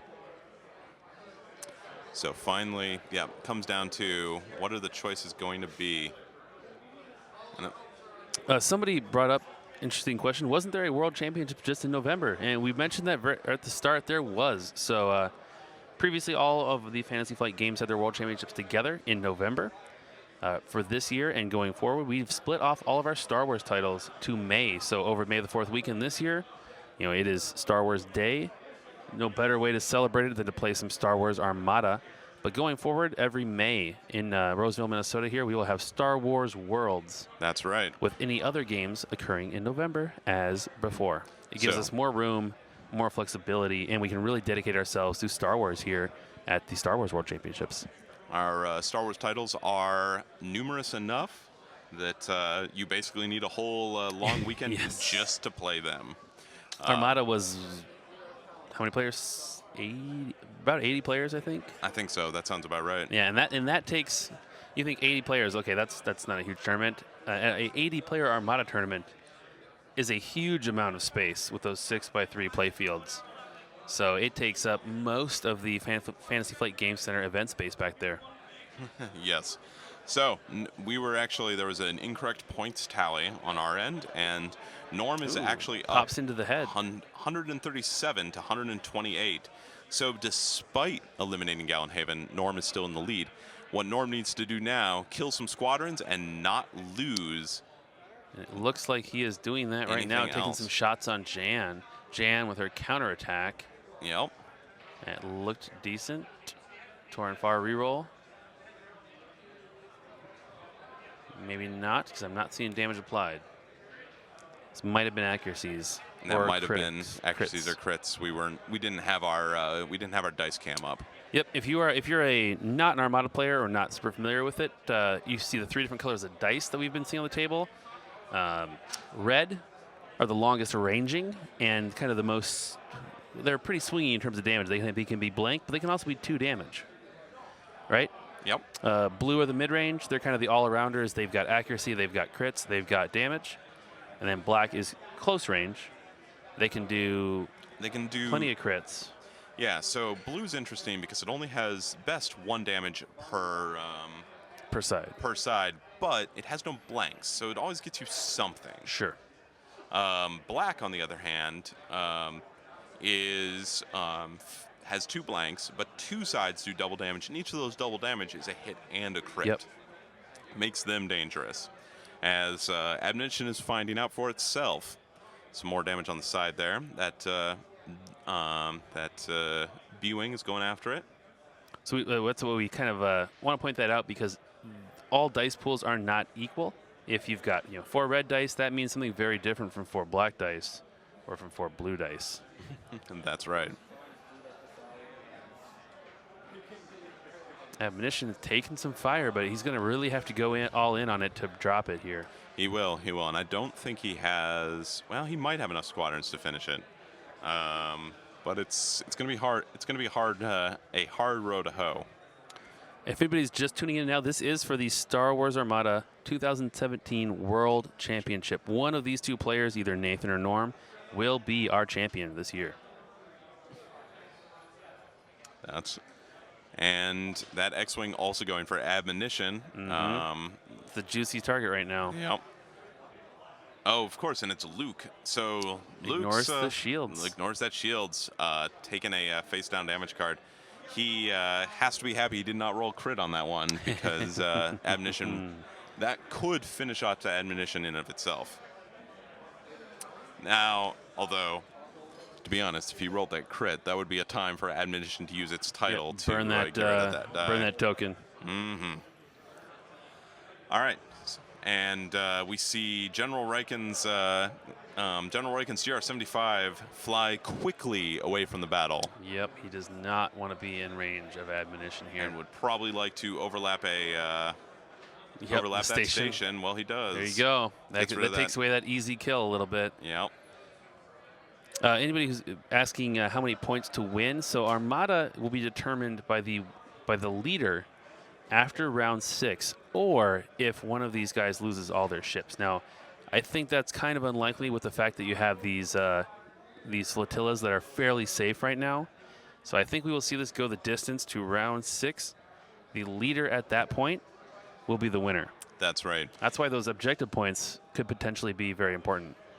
So normally in Armada, it's actually a sliding scale where in a tournament, the one person with the most points is the winner, but you can win with anything from 6 to 10 points and lose with anything from 5 to 1 point. And those points totaled, tallied up, are going to guarantee who one of the winners is, but they also help your overall tournament record. That's why these two could face each other yesterday. One of them could come out the loser, one could come out the winner, and they could both still end up on the top table. Because Armada is one of those games where if you have poor early performance, but you can come from behind and still end up on the top. I will a little update there. I forgot the other way this can end. There's a 3-hour time limit, so we are only 15 minutes away from that. So this will probably be our last round of shooting. That is correct. There is also the time limit to consider, and so time has flown by. Did not realize it's been 2 hours and 45 minutes. Both these players have been very cautious about their plays, very deliberate, and at this point, it makes for. It means that they are very close to the end. Yes, you're right. Yeah, this is a very close game. Yep. And it's going to be very interesting now. And that's going to be unfortunate for Nathan, actually, because that means Admonition's probably not going to get in range to do anything useful. Yeah. So that's another thing to consider when you're playing a game like this. Watching the clock is important, too, because as time ticks down, your strategies often need to evolve or change. You may be planning initially to kind of grind them down, but you realize now you're down. That's 9 points. You need to make those up somewhere. So if that means taking the anti-squadron shots, that means taking a risky move, that could win you the world championship. Then you might have to do so. I mean, we see Nathan here, or Norm here, trying to just score some victory points, shooting at the rear of that flotilla and missing. I don't even know if oh no, he's going to move and then activate his squadrons. Mm-hmm. Yeah, the objective points become much more. They become very hard to ignore now with so little time left on the clock. So even if we hit the 3-hour mark, we will finish out the round. So we're going to see this round played to completion, which will almost certainly put us over the 3-hour mark. Yeah. To those of you on the chat, we probably, if Norm plays well, we probably would not see Admonition be able to kill Norm in the next round, actually, because or Admonition be able to kill Riken. Yep. I don't think Nathan wants to actually kill Norm. That would be terrible. Sorry, but in any case, we'll bring up the fact that a 3-hour time limit is longer than a standard Armada game, correct? That is correct. So yeah, while the final is still timed, it is a longer time limit to allow for the fact that these guys are going to be really sweating the small stuff when it comes to this, but we still have to end it at some point.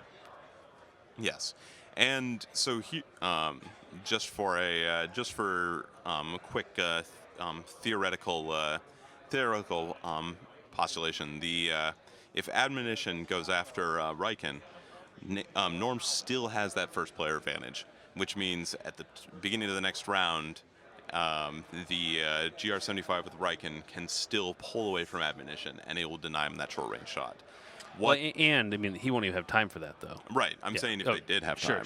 Sure. However, what does the time limit potentially will deny Nathan the chance to set up a double shot with the other GR-75 over and there. Force the kind of choice between which one do you want to die. Not so much of a choice. Presumably, he'll do anything to protect his admiral, but enough of a choice that Nathan can score some more victory points.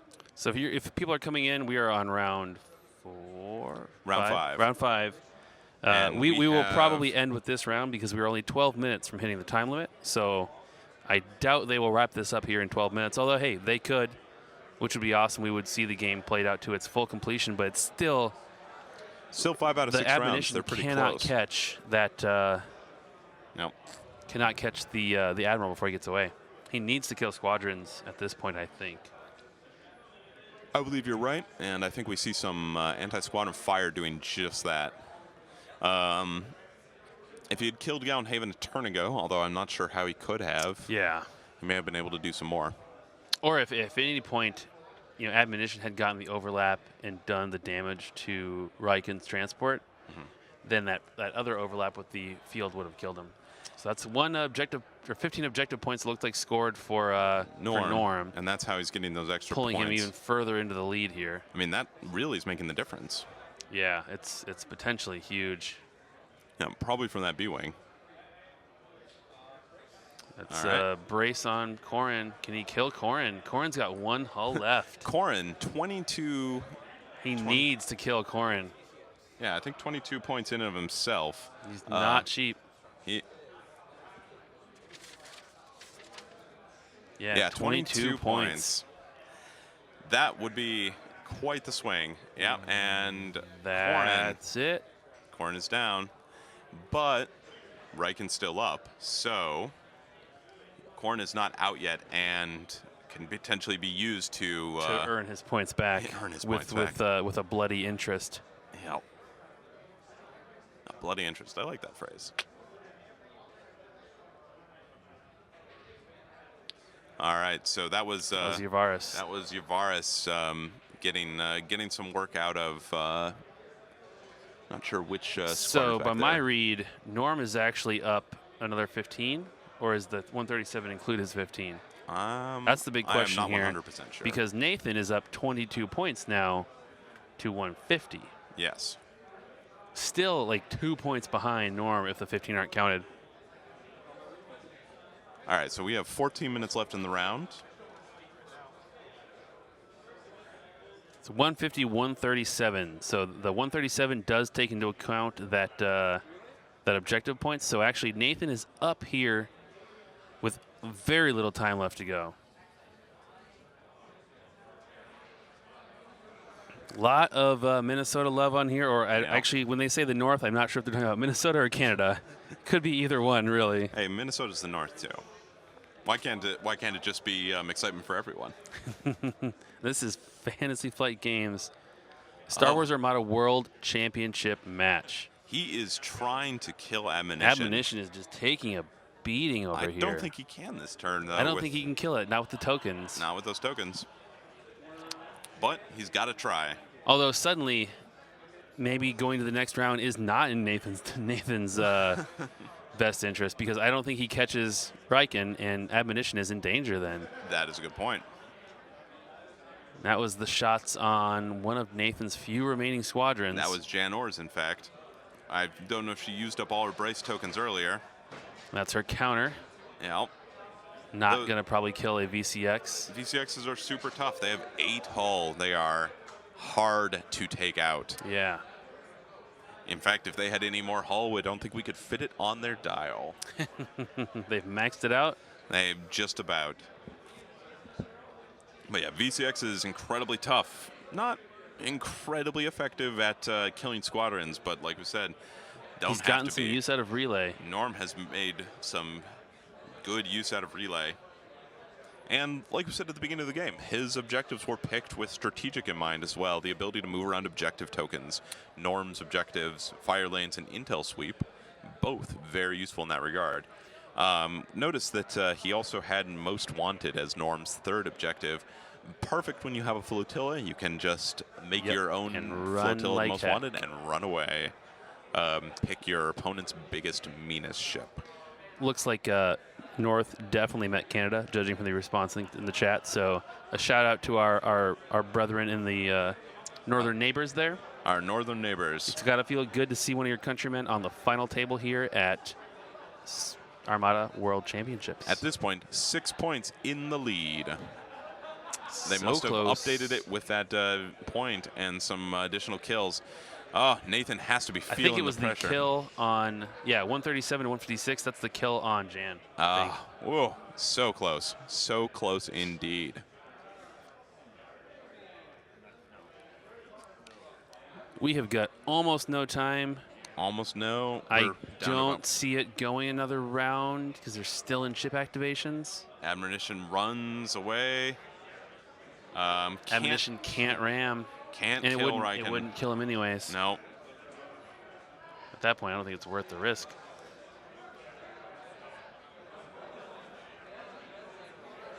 And again, regardless of how this turns out, this has been a well-played game on both sides. Indeed. Both these players had a hard road, a lot of Armada to make it to this point. Both of them have proven themselves, on some of the highest levels of play in the past. So there's nothing that can be taken away from either of these guys here in the championship round. No, not at all. Neither one of them has anything to be ashamed of. And there he goes, placing himself in a just short, but not a bad place if he had another round. Yep, if he had another round, it'd be a menacing position for our friend the general, and even a menacing position on that. 171 for Norm. Okay, then he got 56. Get a rear. I don't think they were factoring the token in before. Yeah, I think that's the 15 points for the objective. That's going to make it hard for Nathan to come back from it at the end of this round. Yeah, he's got to pull something out of his hat here, and I don't know what he has left to do anything with, really. Yeah, at this point, I think it is over. We will see, but I don't think there's much else he can do. He's still got a ship to activate, and I think that's going to eat the rest of his time. And here, I thought that when Galmhaven went down, that was going to be the game for Nathan. But we were not following the time as close as we could have. Yeah, if he had that one more turn, he may have been able to do it. Although it's been close right up. I think Ian just called time. I think so. Ian's our judge there. He threw that thing down. Oh, no, 9 minutes remaining. 9 minutes so we remaining. might actually see this next round. That is possible. That would be oh man. This is definitely a tense game of Armada here. Tense indeed. It does not get a lot better than this when it comes to, the back and forth, anyone can take this home kind of no, there it goes. Oh, all right. That looks like it. Yep. I don't blame Nathan for conceding at that point. I don't think there's a win because Norm would have escaped with Riken and gotten out of range. Yeah. Well, that means that Norm Weir is our 2017 Star Wars Armada World Champion, hailing from Toronto, Canada. The Canadian contingent has got to be thrilled. Yep.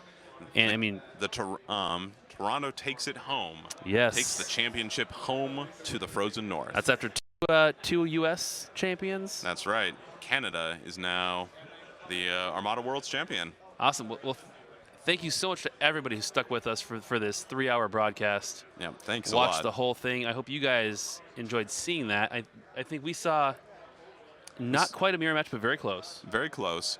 But in that, it forced both players to think very carefully about how they were going to play. And they made some really sound tactical decisions, a lot of precision maneuvering. Yeah, a lot of especially Norm's flying with the Yavaris and everything, I thought was just fantastic. Yeah, exactly.